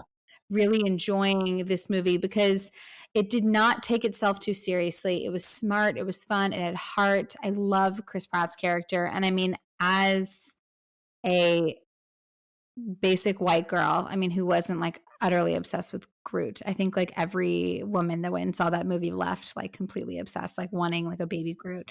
It was just so fun. And for me, it made watching these superhero movies fun again. Unfortunately, there have been so many movies, like few and far between. I saw Guardians of the Galaxy 2, but I have not seen 3 because as I've said before, I've kind of back into that place where I have some fatigue.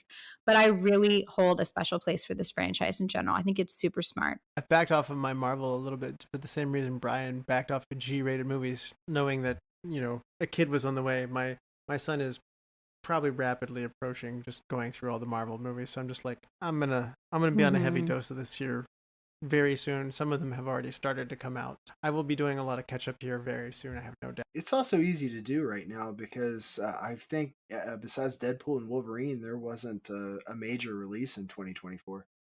Dustin, how about you? Was this still in the era for you in Marvel? Still in the era. Yeah, I had not hit my wall yet. My wall has been hard when it comes to Marvel, DC comic book stuff. Only thing about Guardians of the Galaxy that hasn't really been said, these are characters who most fans got to know in this movie first.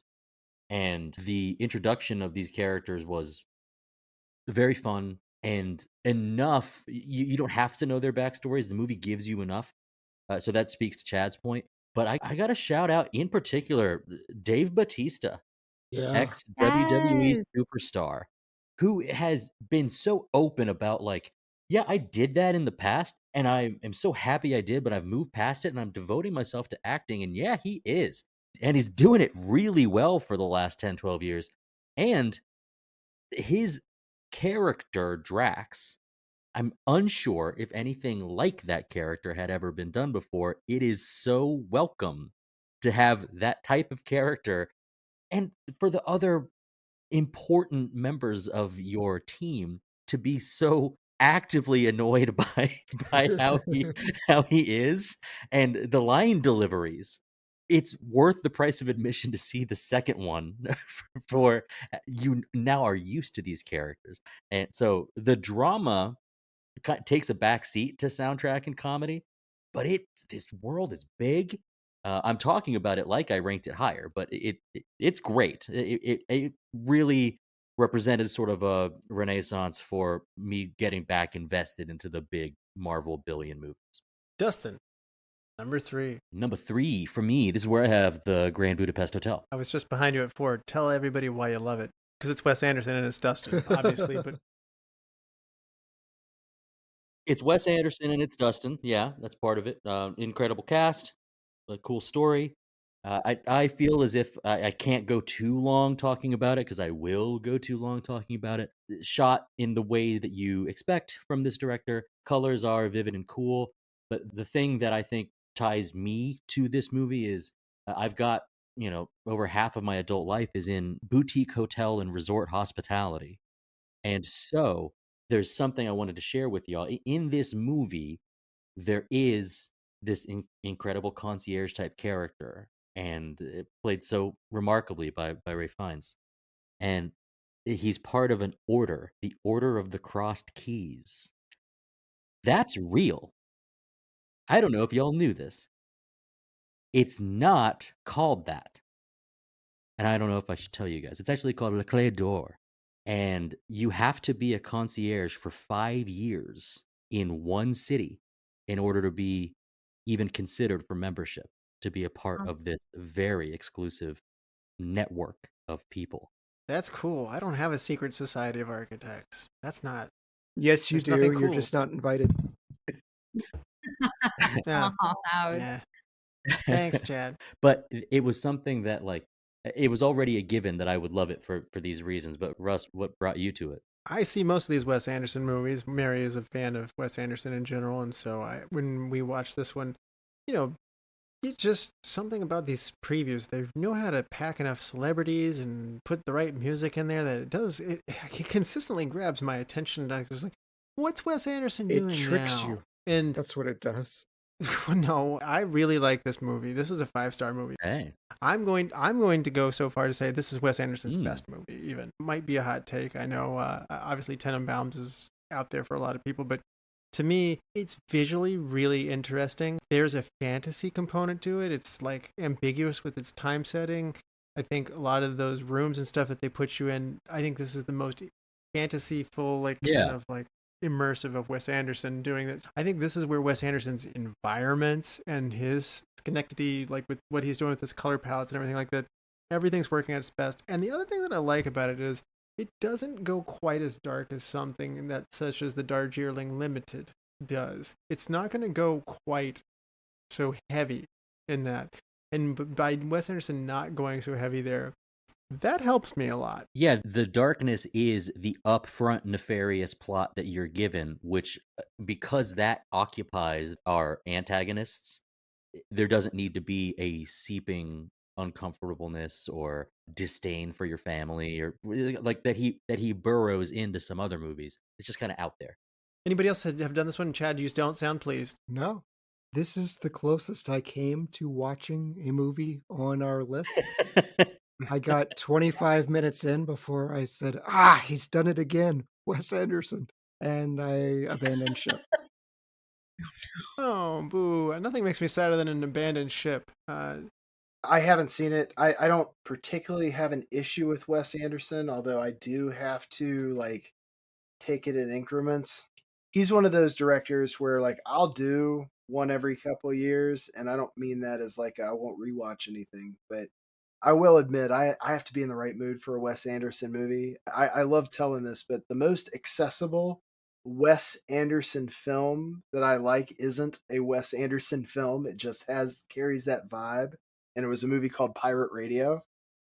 Oh, with Philip Seymour Hoffman, right? Yeah, Yeah. I'll watch that any day of the week, and it's got heavy Wes Anderson vibes to it, which is funny to me because it's like it's not that I don't like what he puts out, it's just very specific.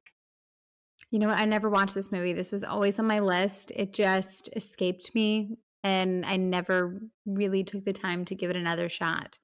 But it is on my list of movies I wish I would have watched. All right. Number 3, Lizzie. This is where I have Gone Girl. And I was number 5. Ooh, yes. I had it at number 9. Nice. Honorable mention, yeah. So one thing that Bryan, you and I have in common is our mutual love for that kind of 90s dark, kind of noir-y type of film. And this movie for me, I hadn't seen anything like it in the theaters in so long. And this was a huge, wildly critically acclaimed book. Everybody was obsessed with the novel. Understandably so. There was a lot of excitement about the movie coming out. And oh my gosh, it was just so, so good. You know, watching this married couple, you watch their meet cute, they fall in love, and then they end up just kind of bringing out the absolute worst in each other.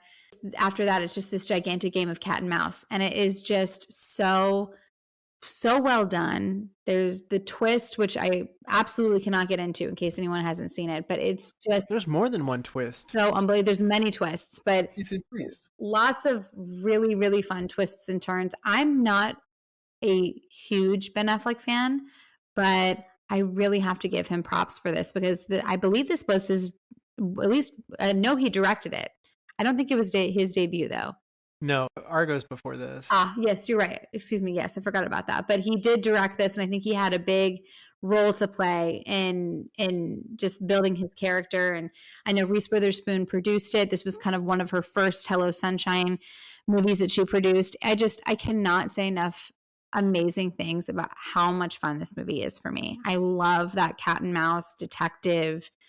Let's try to figure out who done it and why. And it scratches all of those itches for me.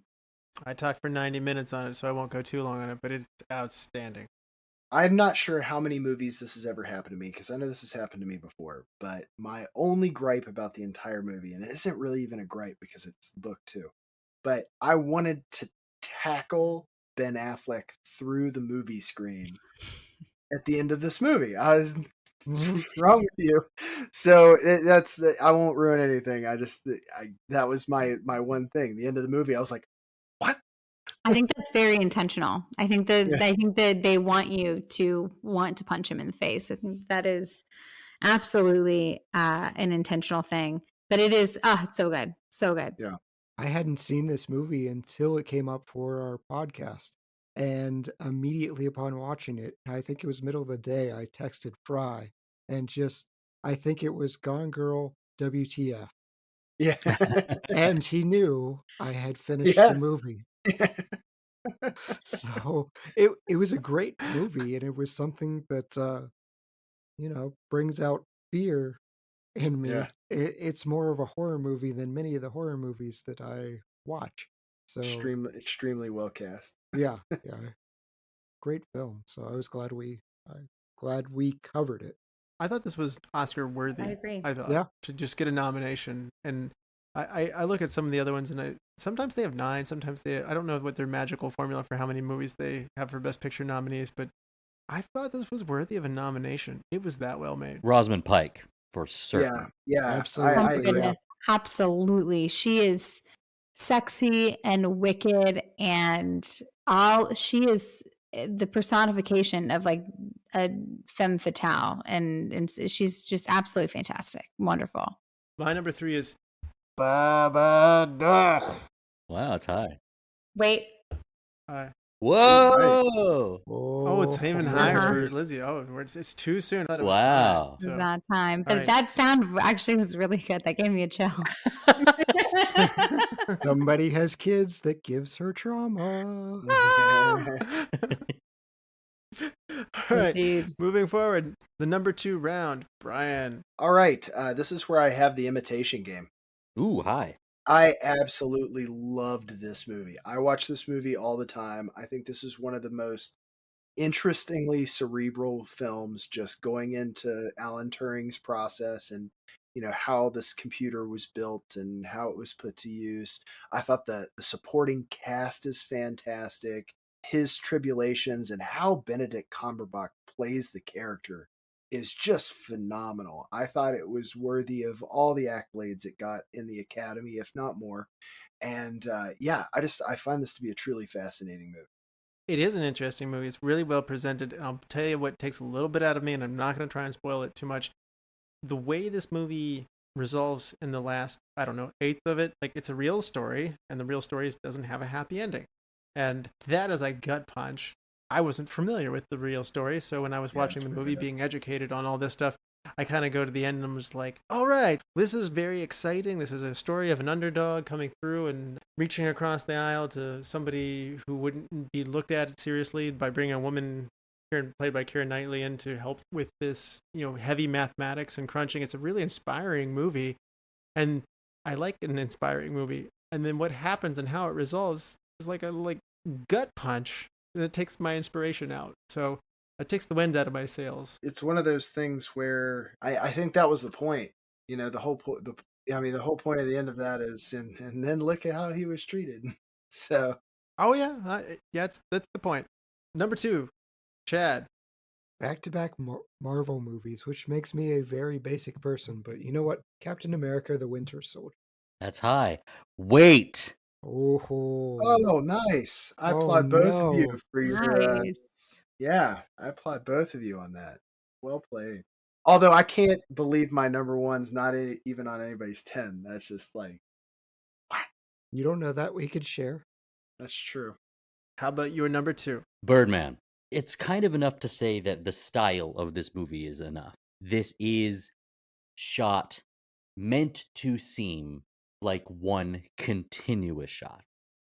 There is only one fade to black, and it's half a second. Generally, with this idea, you would think, my brain is going to get tired. I saw this in theaters. And I found myself compelled with the pace enough and our performances.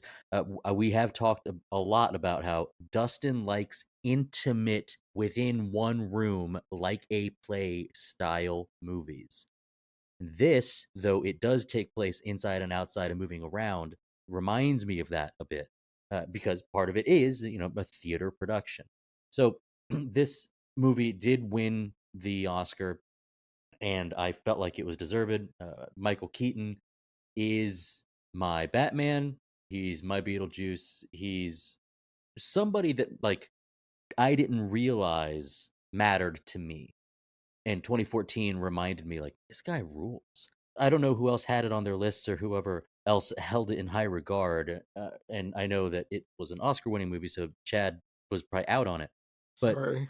this is True. something where This is a very not Chad movie, in fairness. Like, if I were to go through the Oscar nominees that year, I would say this might be one of the ones that I would say is least Chad like. That or the theory. Oh, it's all of them. Boyhood would be like the number one. I have zero interest. I also have zero interest in Boyhood here, but I guess with Birdman though, everybody's got that thing in this movie that holds them back, that could be considered a weakness, that the things about them that like your dirty laundry, the things that you don't share, you get to see it all.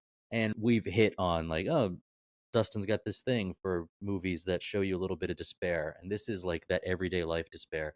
And yeah, you get a little inside the mind crazy too. Like this is fun in that sense. And maybe this was the turning point. I guess I would have been 27. Like this is about the turning point of like I'm really starting to dig these art house style movies. Not much more that I can say is I certainly wouldn't want to reveal anything about it.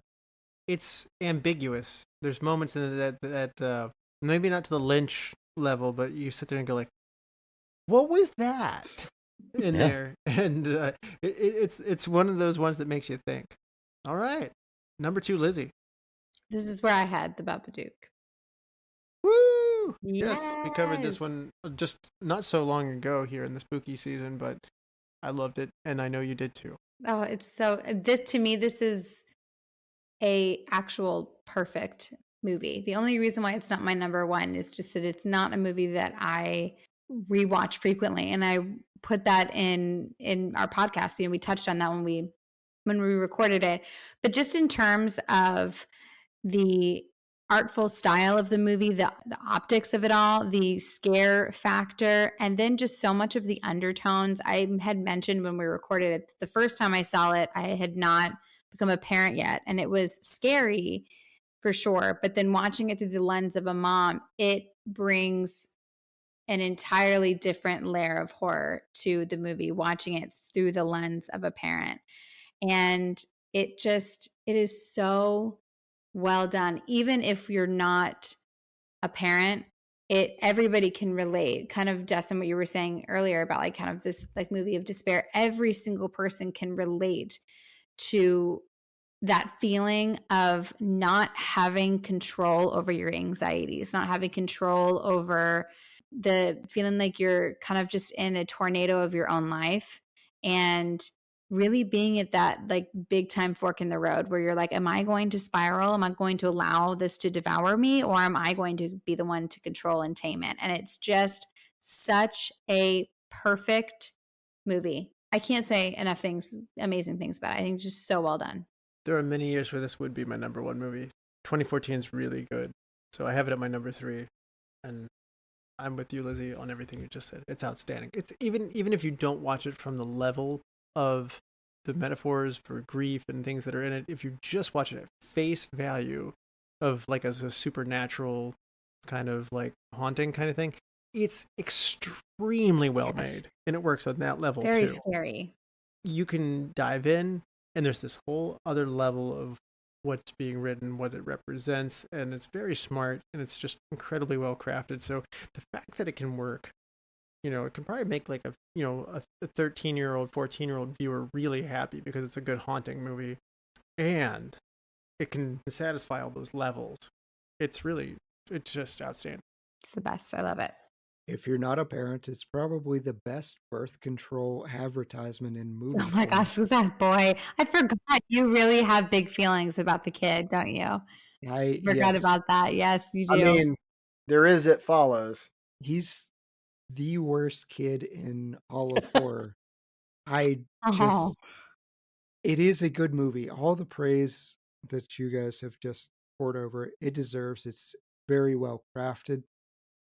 I think it starts a trend that I do not enjoy in horror, where everything has to be an underlying current of something else. So now we have to explain the monster is grief, anxiety, family trauma, something else. I I'm a slasher fan. I Yeah. made own footage. I don't need to know the backstory of why the ghost kills people in the house. I'm happy that the ghost kills people in the house. There's a satanic cult that wants to revive Satan. Good enough. I don't need to know. Good enough. But yeah, I don't need to you're not know why satanic cults right. lovable. Stop it. Right. Yeah. Yeah. Don't give me the tragic backstory of how they became a satanic cult. I don't care. I just want them to, take the girl babysitting the older lady and attempt to sacrifice her to the devil. That's all I'm asking. It's That's always asking Hollywood. right. So yeah, it's a great movie. It really is. It's a 4-star for me. That kid is just, there's a certain line in the sand for me, and the kid goes too far for me. For others, though, they view it as a perfect representation. I'm not hating on the kid actor. He did what he was supposed to, but to me, it's that line. It crossed a line for me, and I'm just going, I, I, to the point of it takes away a star for me. We addressed that on the show, but I won't go into You it here. did. Yeah. Yeah.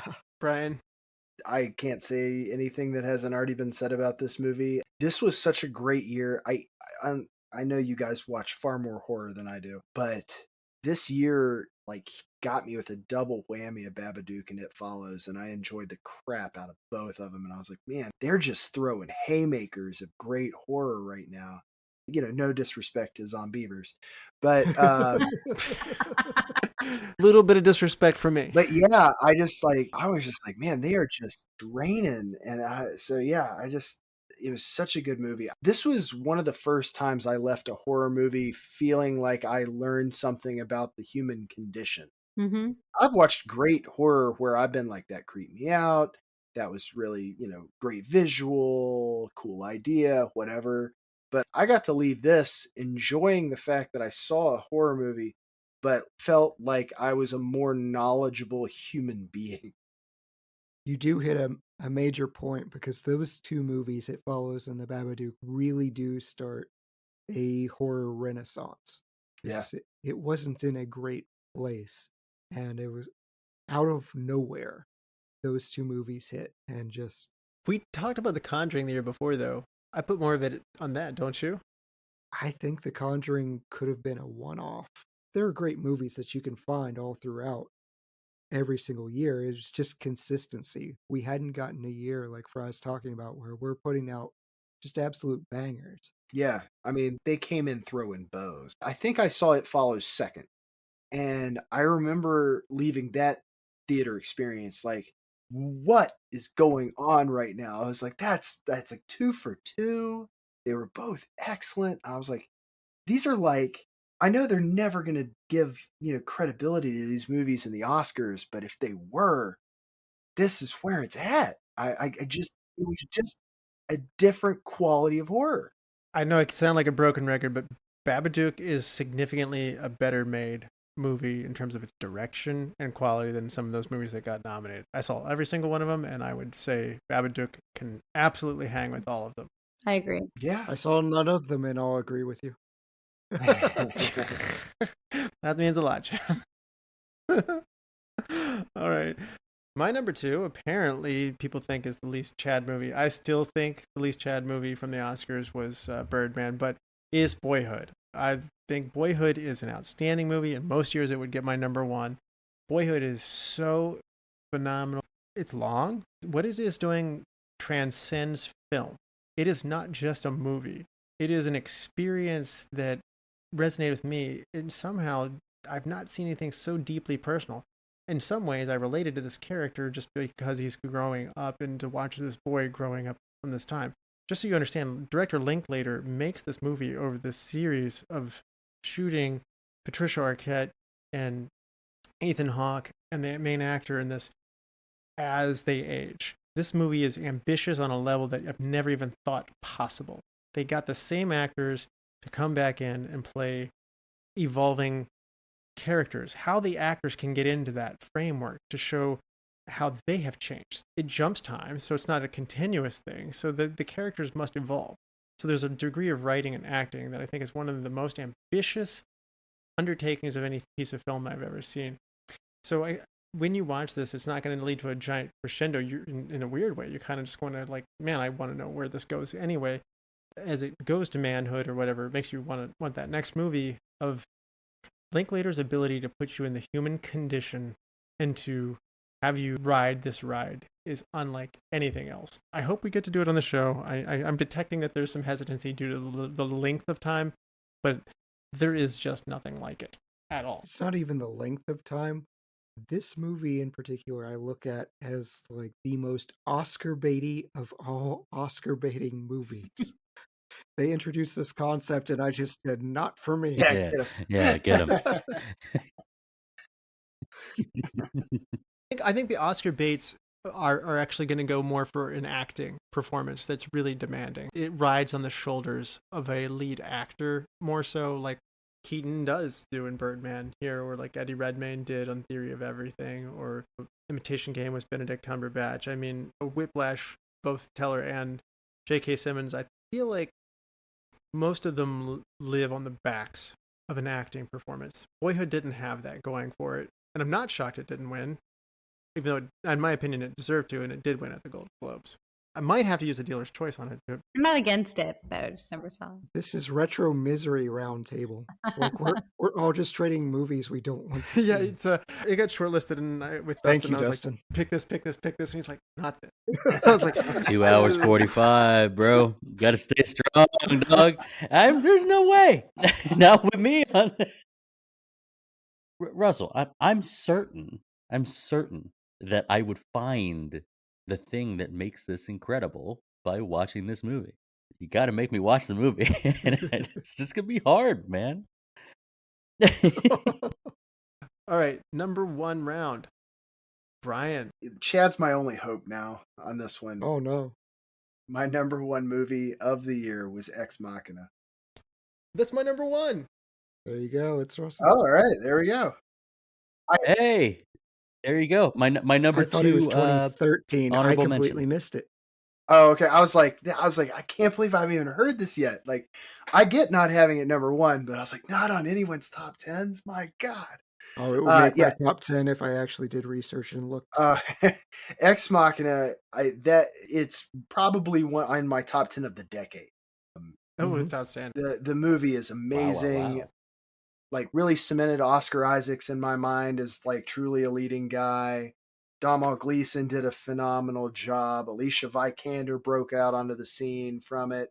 This was just fantastic movie. And like, I get jazzed anytime I like think about it. I'm just like, oh crap, I'm going to watch this because it is just, psychological thriller. It's a slow burn, but it keeps you interested.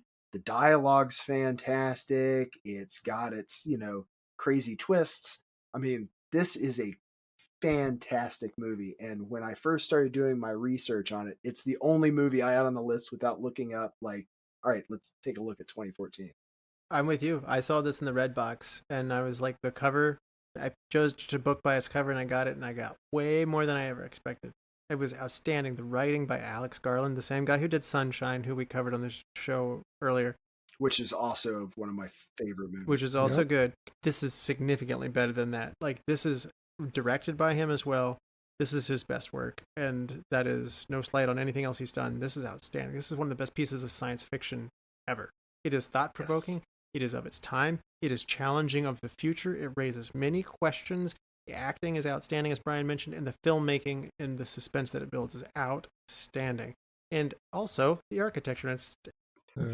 Every bit of it, top to bottom, is really great stuff. It is a very serious movie, though. It is not for everybody. It's a thinking movie. I enjoy just as much the conversation you have from it afterwards. It really leads you to just, I don't know, if every movie got you thinking about it like that afterwards, like you couldn't put it down. Like I showed this to so many people and so many people were happy with it afterwards. You got to know your audience and stuff like that. Like if this isn't a science fiction person, then probably not. I don't know. I don't even think it's so sci-fi that it can't. I mean, Yeah. especially where we're living right now. Like maybe if you had taken somebody to see it in 2014, but I feel like where we are now with AI, like this is not as science fiction-y as it was a decade ago. My wife loved it, and that is I- certainly not her genre. Yeah. Okay. All right. Yeah. Dustin, you had this one in honorable mention. Honorable mention. Yeah, no, it was my number 2 honorable mention. I watched it in 2018. I was in the mood for it. I was ready to think. I was ready to be taken along intellectually. I suppose I wouldn't say it's a knock, but I think just moments ago we talked about, like, even if you're not a sci-fi fan, I think you have to be a thinking fan. You have to be ready for a mental game, a mental puzzle to be brought along with this. And that's okay, but it also means that there's going to be movies that, like, you have on, your friends come over and they want to sit on the couch with you. And this is one where if they aren't in the mood to think with you, then they'd pass on it. It's not that hard of a criticism, because I think the movie's very cool. And I remember being excited I was the same thing, Russell, Redbox. I was excited to get it. I'm like, this is like right up my alley.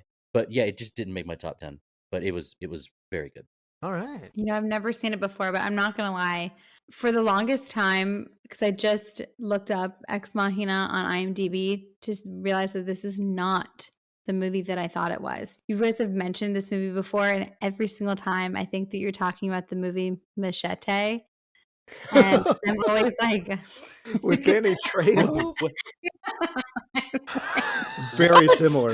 Very similar. Well, we're glad your opinion of us just rose from that alone. Just I'm always, God, every this single time show- because I've never this heard show you guys gets talk better about the every plot year. of the Hold movie. on. I've only heard you just be like, that movie's amazing. And I'm always just like, really? The gift that keeps on giving. I love this show. I love this episode. And now we learn that 2 years worth of every time we reference the incredible sci-fi AI Ex Machina, that you're thinking of Machete. thank you for sharing. It's a that. masterpiece, and Danny Lizzie's like, Trejo. I'm surrounded by idiots. And Machete. I think I mean, another. I don't ever see myself seeing this movie, but I mean, you guys really like it. So I promise I will watch this movie, the actual Ex Machina. I think I've never seen Machete. I've never You seen didn't have to Machete. share that. I've never seen I'm so Machete. but, glad like, you for, like, did. our 300th or 400th episode. Maybe we should all watch Machete. Machete's fun, but it is Not- not a thinking movie. And that's probably what tips you off Yeah, I was like, I need to look like something is not adding up here. Like I don't think I'm thinking of the right movie whenever I think of this. So I looked it up and I was like, this is not the movie. Oh, that's Thank my you favorite, for joining Lizzie. us tonight. Oh. For I love it. It's my not- favorite moment of the night. you know, I've had a lot of good Machete. moments too. Oh, God bless you, Oh Lizzie. my gosh, you're welcome for my my dizziness. Oh, that's really funny. I didn't intend for this at all, but another crazy thing is like the difference between my number 1 and number 2 movie is literally like the linear progression of artificial intelligence. Yeah. I just missed this one completely on when I was looking up the movies. I really thought this was 2013. It would have easily made my top 10. Wouldn't have been my number 1, but I do think it's a perfect ending. It's one of those few movies that just the ending sticks with me. When Machete gets his revenge. Do you not feel bad, Lizzie? There's this movie, The Mother's Instinct, that came out. It has Jessica Chastain and Anne Hathaway in it. I said, I need to watch this movie. Is it free anywhere? And I typed in Mother's Instinct, and it came up, and it said it was free on Prime. And I clicked it hastily, and I started watching it. And I think it was a Lifetime movie, and about 15 minutes in, I said, I don't think Jessica Chastain or Anne Hathaway are in here. And this isn't a period piece, and this isn't a good movie. But I don't quit on movies, so I finished it anyway. No. No, you're a trooper. That's funny. And no, they were not in it. So it's not just you. It happens to all of right. us. So, if you tell me it's free, you can really dupe me into a movie a lot easier. You have to have had this conversation outside of the context of the show. So I'm thinking of like at a barbecue or a tailgate, be like, oh yeah, talking about Ex Machina. Yeah, I felt like Ex Machina, and yeah, I see you nodding along. Yeah, Yeah. Danny Trejo. That's my like recast you. immediately as the AI. I want Danny Trejo. All right, Oh, Chad, number one movie of 2014. It Follows.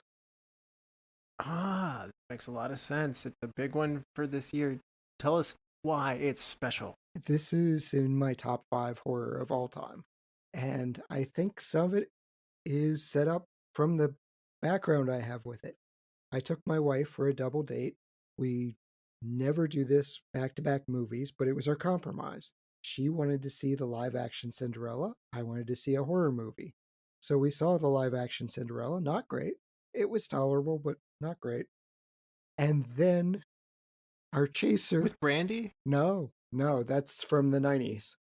this was the Lily. Yes. I forgot her name. Lily something rather, and then the gentleman who plays Rob Stark. Yep. And I missed that existed. Yeah, Sorry, go ahead. I didn't completely mean to steal your forgettable, story. I just didn't but- know there was a live action. You don't need to. It does nothing new or clever or interesting with it at all. Stick to the Brandy version in the 90s if you want something that's a a little good bit version. different. But yeah, so this was our chaser. And it gave my wife nightmares. And she woke me up in the middle of the night and she said, "There's a man standing in our doorway." Of course, there wasn't. And she gently went back to sleep. And I was up for the rest of the night, prepared to defend her from ghosts. Oh, Because that just gets my adrenaline pumping when somebody tells you there's a human being in your house here to kill you. With this concept, I understand there's all kinds of, hey, I would get in a plane or I would go sleep with all the prostitutes. The thing is, they're kids. They're kids trying to figure out, and kids do stupid things like the pool trick. I think it's clever. It's truly frightening. And I liked all the little things they did to just the shell phone so you can't really place it. Nothing truly made sense. And so it's one of my favorite horror movies of all time. I revisit it constantly. It was on my honorable mentions. I had Babadook on my top 10, and I had a hard time putting both on there. And I just So we're too many World War II movies. actually I do have 2 World War II movies on there. So, but no, this movie's fantastic. I can't say enough good things about it. And if you caught me in a different mood, I bet I would have had it on there. I just yeah, but this is, like I said, this and Babadook are easily in my top 5 horror movies of all time. Lizzie, this is not cozy horror. This is horror. you know what it is, but believe it or not, I have not seen this movie. And after having this conversation, I feel like I have to watch to see it. It's one of those movies, like Dustin talks about this sometimes, where it's like a movie will come out, you'll really, really want to watch it, but you just don't catch it when it's in the Like and then Machete. it just, yeah, and then it just like leaves. And I'm such a creature of habit that I admittedly have been so bad about only revisiting things that I've seen before. So I made a commitment this Halloween to like every other watch, like 31 scary movies, and every other watch has to be something that I haven't seen before. So I'm putting this on my list, and I will report back because this is really making me wish that I had seen it. Oh, please. It's a must cover on the Please. podcast at some point. Yes. I don't normally put 3 horror movies in my top 10. I feel like I'm similar to Chad and Lizzie here with you guys. I had Creep and It Follows and Babadook all on mine. While I had It Follows at 7 at the bottom of those 3, it does not take away from the fact that it's phenomenal. It's absolutely on my top 100 horror of all time. It's high on my top 100. I don't know the exact number right off the top of my head. Chad showed it to me at his house. Mary and I were thoroughly taken by it as well. What a great concept. It was very original, and that's hard to do. Everything's been done 2 and 3 times. Often it's better done in the 70s. So to be original, like Chad said, I think we did hit nice. The 10s is a very good era for horror, and this is one of those staples of why it was so good for horror. Dustin, number 1. I did not have to think about this, and this probably marks the end of my roller coaster ride with Marvel. I think Captain America the Winter Soldier is the best Captain America movie. I think it's the best Marvel movie ever made. The story of this movie, the characters all being generally just people with a little something extra, but people. This is, I think I've seen it 5, 6 times. I think I've shared with you guys, I made an entire left bionic arm for cosplay for Halloween one year, and I went to a ping pong tournament and won it as the Winter Soldier. The character is so cool. The backstory of that character is so cool. Chad, I know you had this ranked this number 2. I can't get enough of this. I think that Captain America, the first Avenger, kind of fell short for me. So when I was ready to go Mm-hmm. see this in Yes. theaters, I was just like blown away with the sort of impact of this movie. I think that unfortunately, our Bucky character gets short shrift for the rest of these series. But this was just like as chef's kiss of what could be done with these characters. It was extremely impactful to me, and I nothing has hit that high since. Dustin, have you watched Falcon and Winter Soldier? No, because it's a Marvel TV show, and I don't watch those.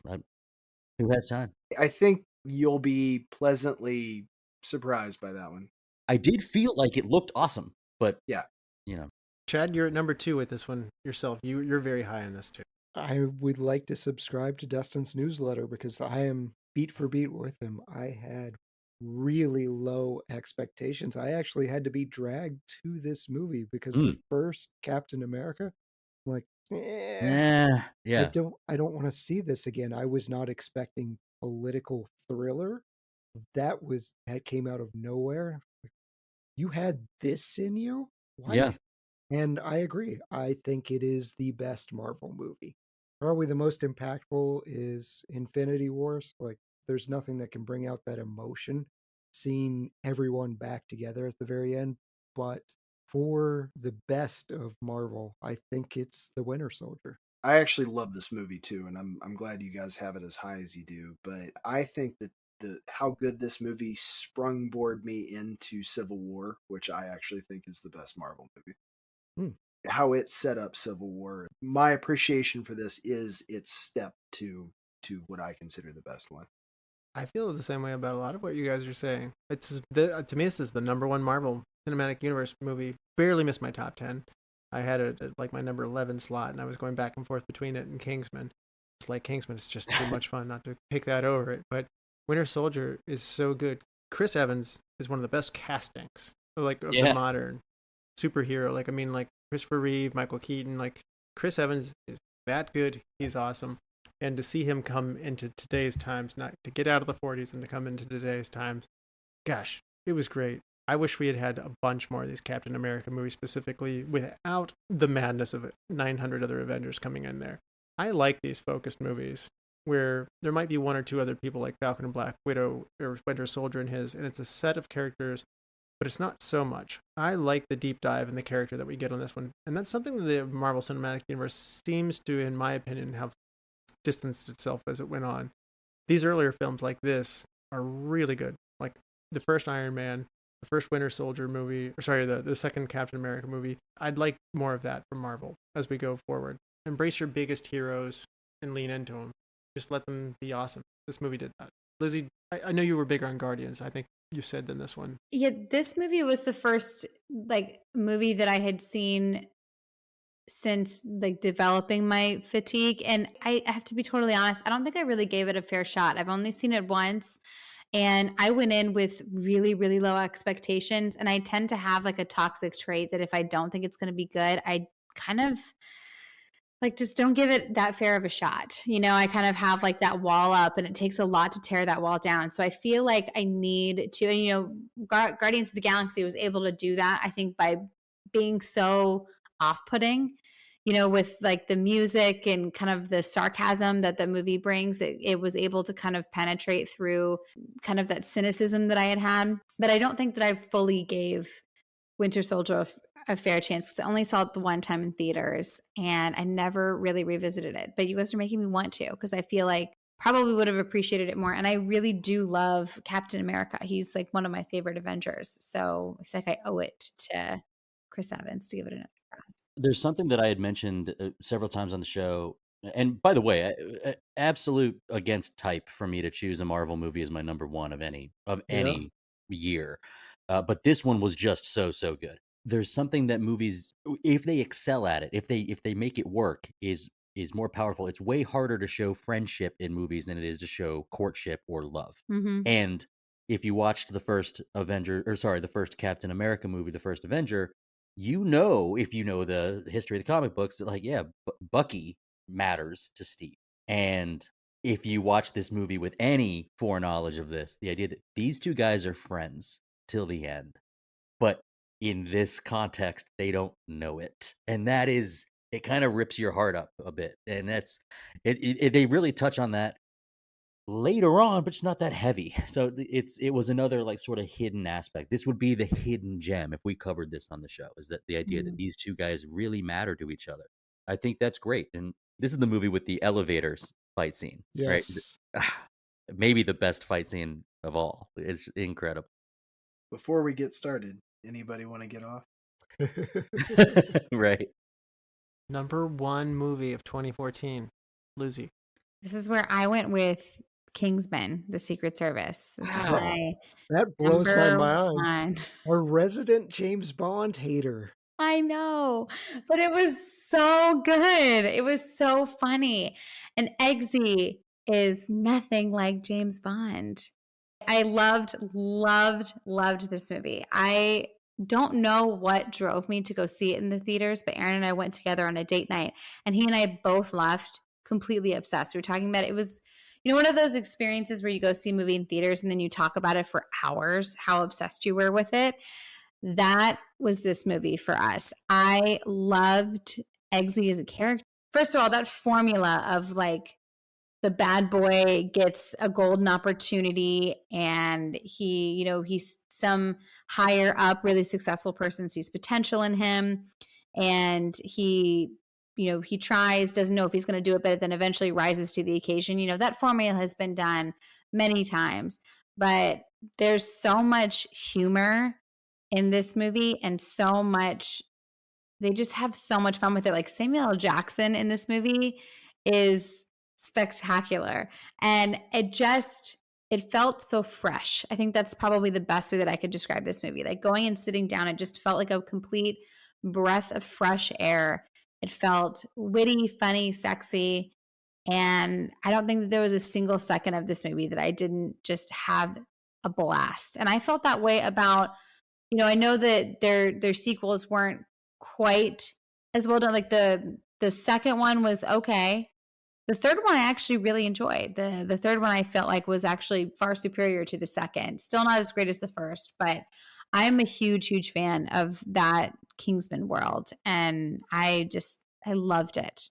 I mean, Dustin's picking Marvel, Lizzie's picking spy. I know. What world are we Russell has in? 3 horror movies. I love the picking against type. I was a huge fan, and it's such a fun take on the spy genre. Yes, it's just so fun.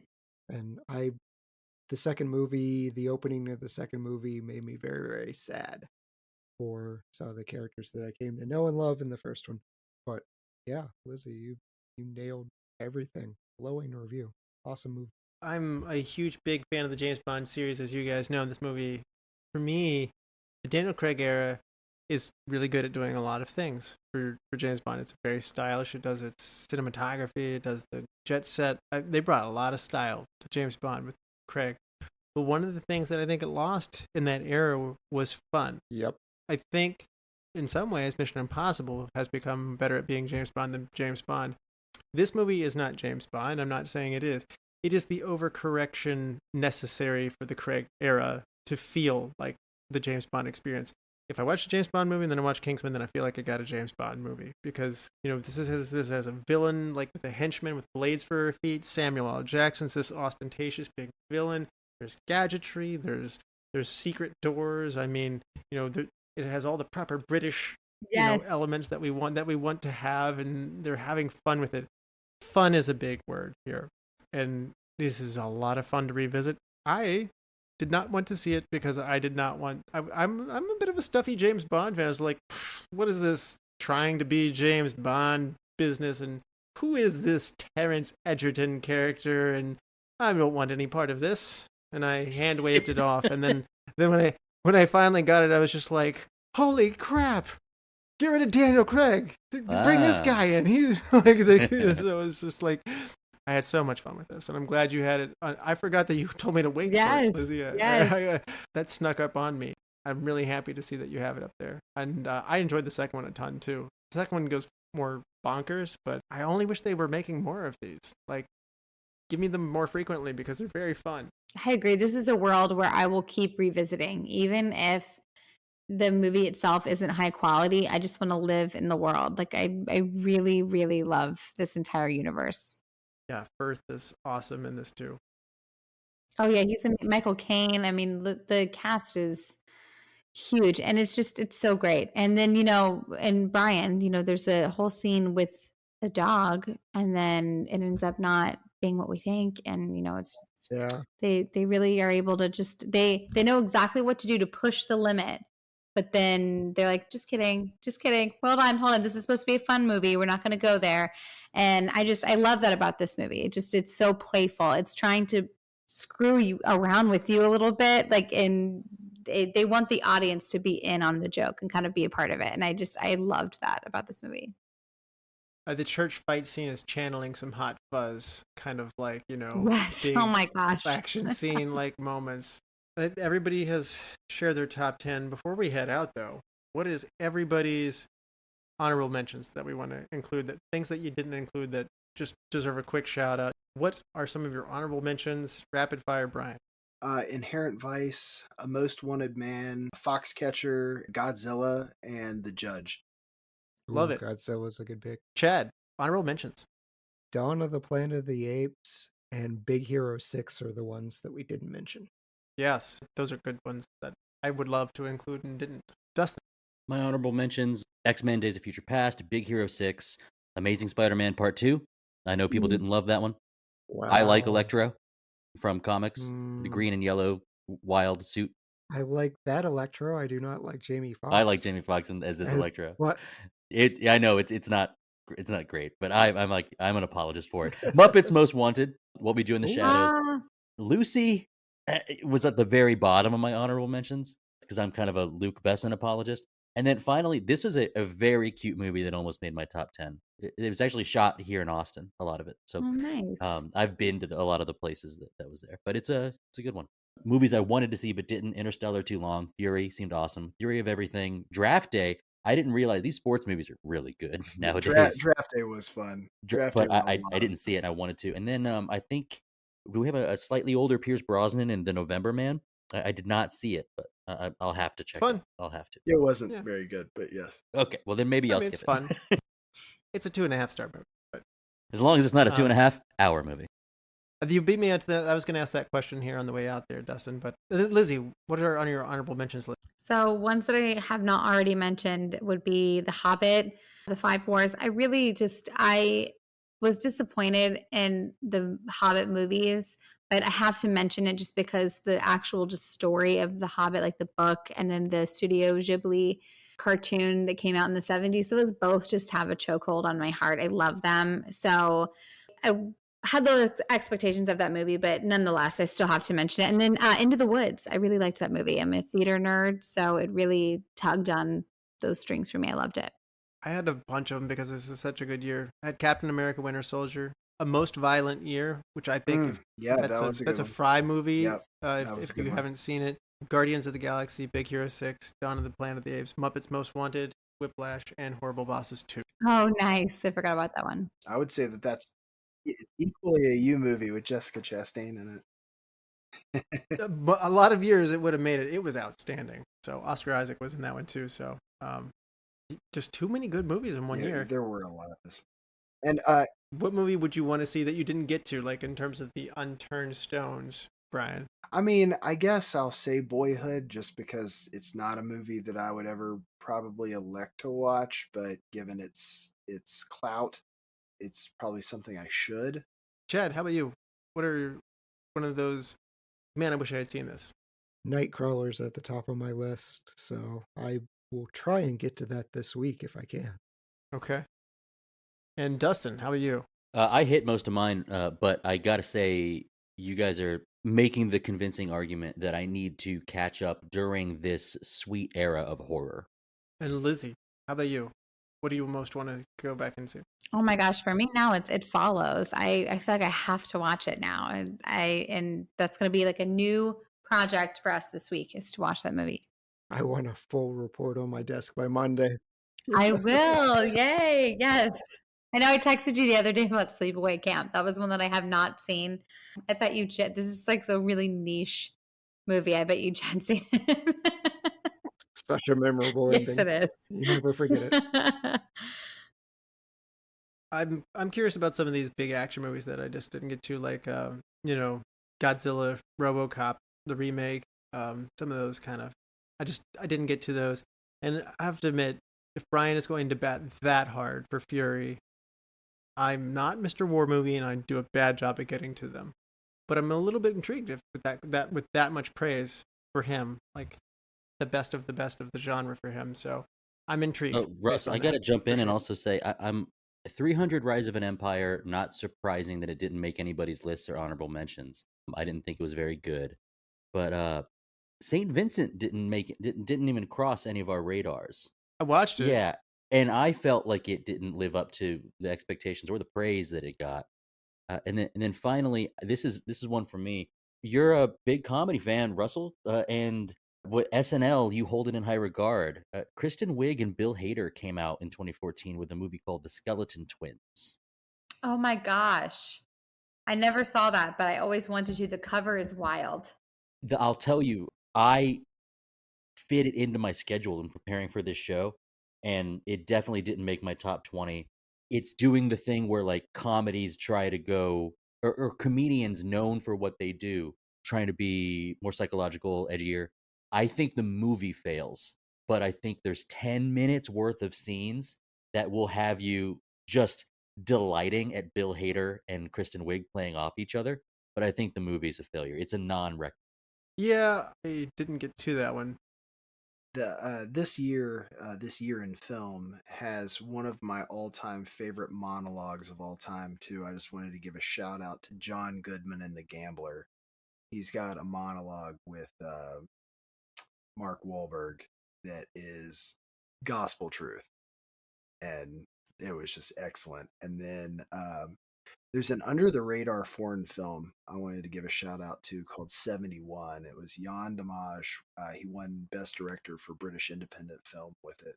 It was also a really good film. All right. Well, this has been fun. We've come full circle, but we got to pick a movie for next week. Who wants to help me? It is great to get all together with the whole crew, but it's time to get back to our format. I got 3 war movies for you, Russ. Option number 1, Glory from 1989. Robert Goldshaw leads the U.S. Civil War's first all-black volunteer company, fighting prejudices from both his own Union Army and the Confederates. Option number 2, The Hunt for Red October, 1990. In November 1984, the Soviet Union's best submarine captain violates orders and heads for the U.S. in a new undetectable sub. The American CIA and military must quickly determine, is he trying to defect or to start a war? Or option number 3 from 2008, The Hurt Locker. During the Iraq War, Sergeant recently assigned to an Army bomb squad is put at odds with his squad mates due to his maverick way of handling his work. What's it going to be? Chad's holding up a sign for his Final Jeopardy answer. It says, "Suck it, Trebek." I'm actually slowly stroking a cat like a Bond villain, so you can go with that. I guess this means we have to go for The Hunt for Red October. Make the connection there, yeah. Good choice. Another film where Sean Connery just ignores whatever accent he's supposed to be playing. Give me a ping, Priscilla. One ping only. We're going to hand wave that. Thank you all, you lords, ladies, and knights, the Retro Movie Roundtable. We invite you to reach out to us. We want to hear from you, so subscribe, rate, and review us on Apple Podcasts, Spotify, Google Podcasts, wherever you get your podcasts. Subscribe to our YouTube channel. Give us a like on Facebook. Follow us on Instagram and Twitter at @movie_retro. Email us at retromovieroundtable@yahoo.com. and producing and providing this podcast is fun, but not free, so we invite you to support the show at our Patreon page at www.patreon.com/Retro Movie Roundtable. All contributions are much appreciated and will go towards making the show better for you, the listeners. As always, thank you for listening. Be good to each other and watch more movies. Brian? Popularity is the slutty little cousin of prestige.